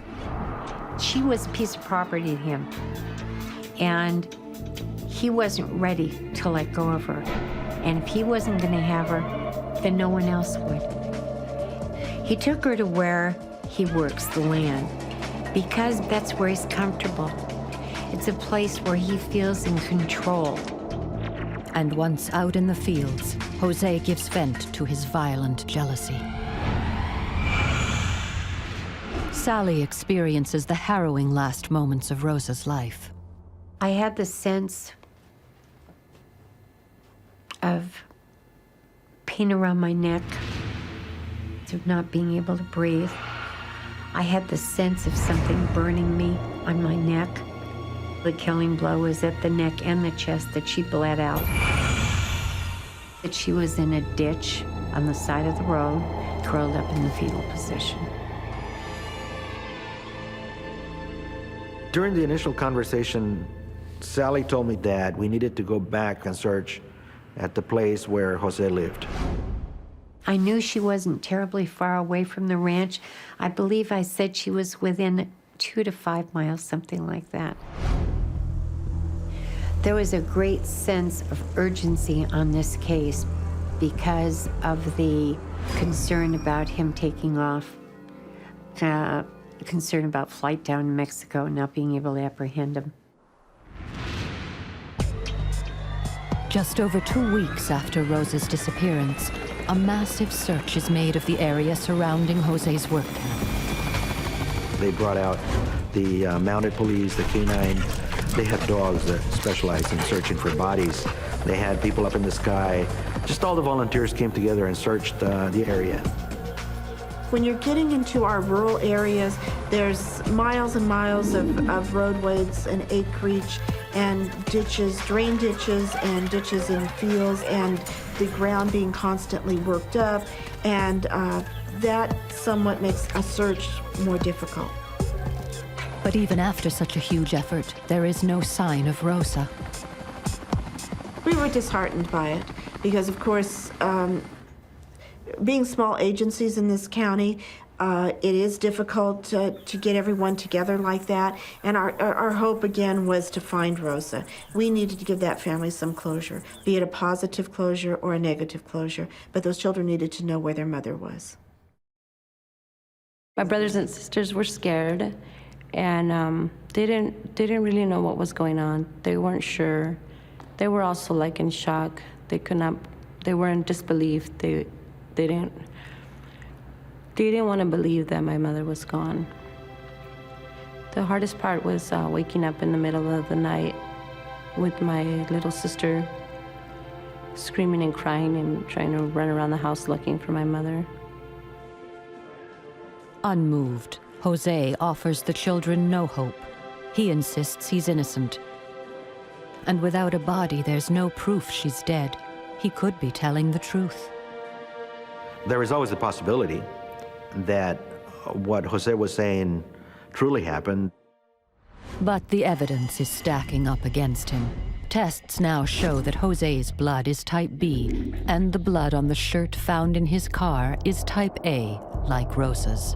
I would say that with the information that I had and the evidence, the shirt, the earrings, my thought was at that point that she was not alive.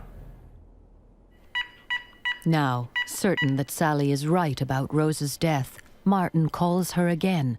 The psychic has had another revelation. This guy. She asked me if Jose was likely to use abusive language with her in Spanish.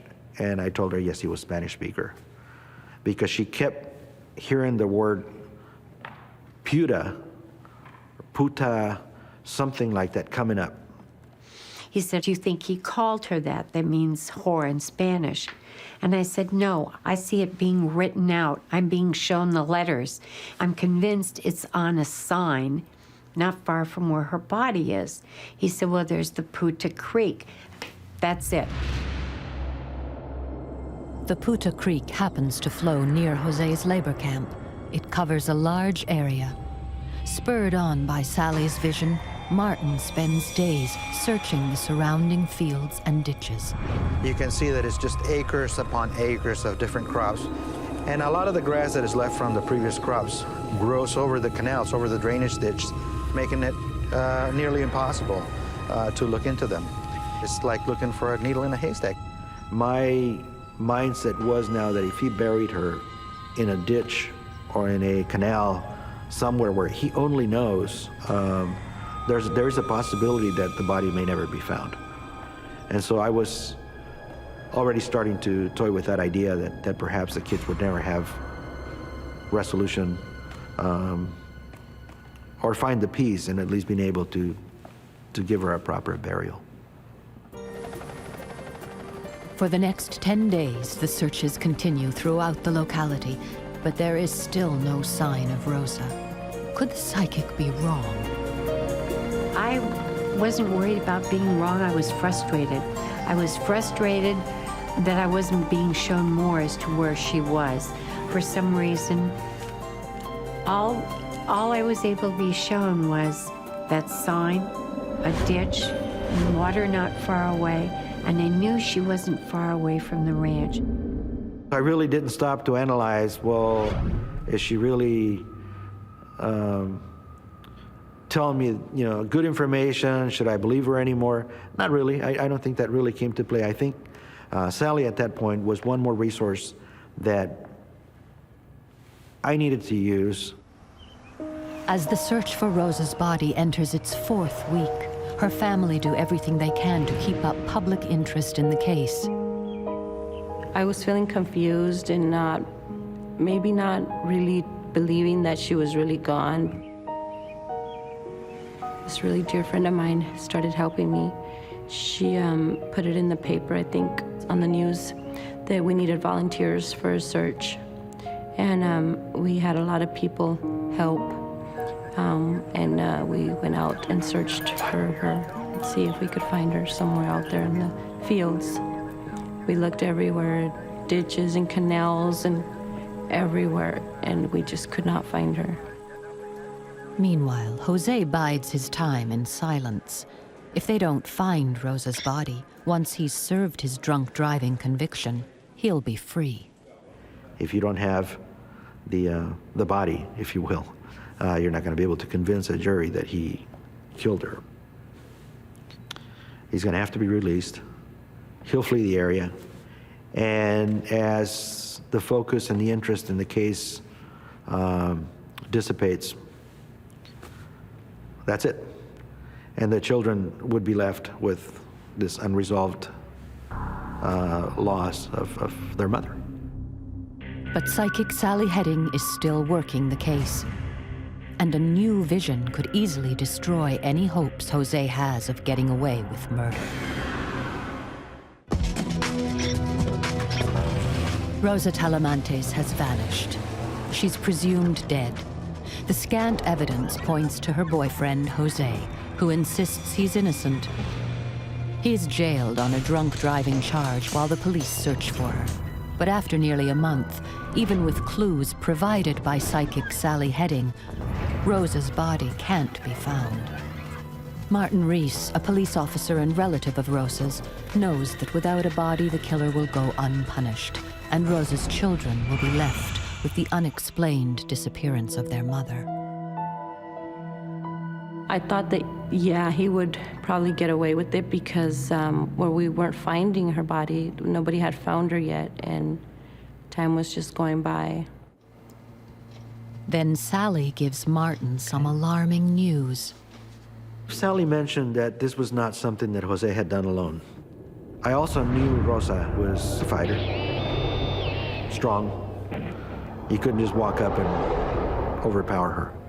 So either Jose got her very, very drunk to be able to overpower her, or had help. Following this new lead, Martin goes out to interview Jose's co-workers. Sally warns him it could be a mistake. Well, I felt very strongly that it would be a wild goose chase. They wouldn't talk to him, that this man was someone they were afraid of, someone they were intimidated by. Well, when I spoke with Sally on the phone, she told me that they would literally stonewall me, that they would not be cooperative. She said one of them would be dark-complected and with tattoos on his arm. I had the sense that he had a tattoo on his left forearm of Jesus, and that this man was going to be very disappointing to Martin. Like, how dare you come out here and ask us questions like this? As Sally predicted, Jose's co-workers give nothing away. Soon afterwards, they disappear, leaving more questions unanswered. The search is losing momentum. We began searching immediately after she went missing.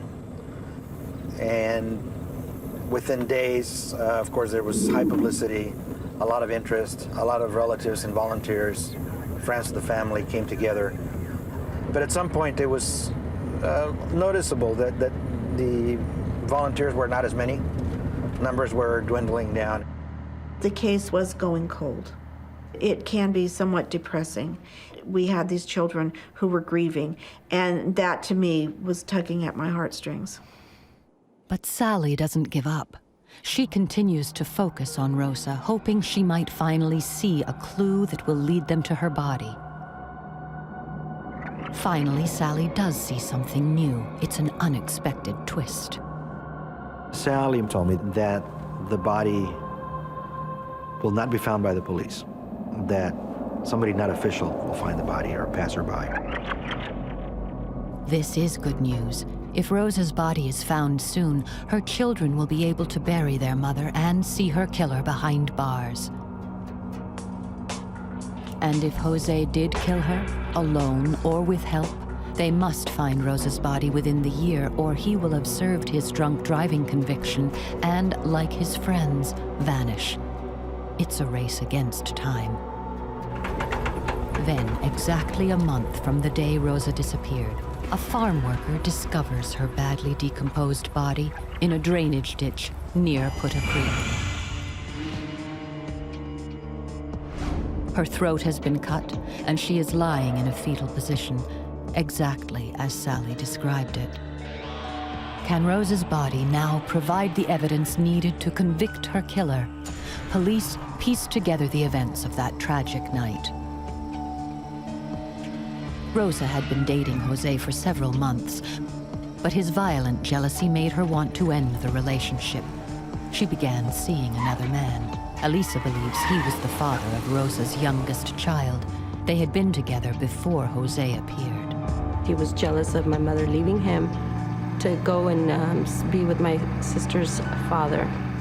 And I think he wanted to get rid of either him, the baby's father, or do something to my mother.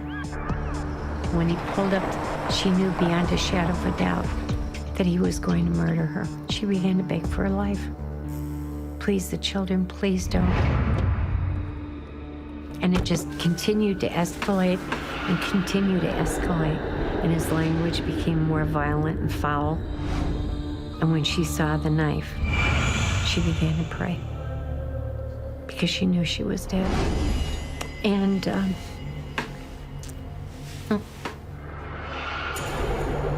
I could feel her energy absolutely frantic with fear. My children. Who is going to be there for my children?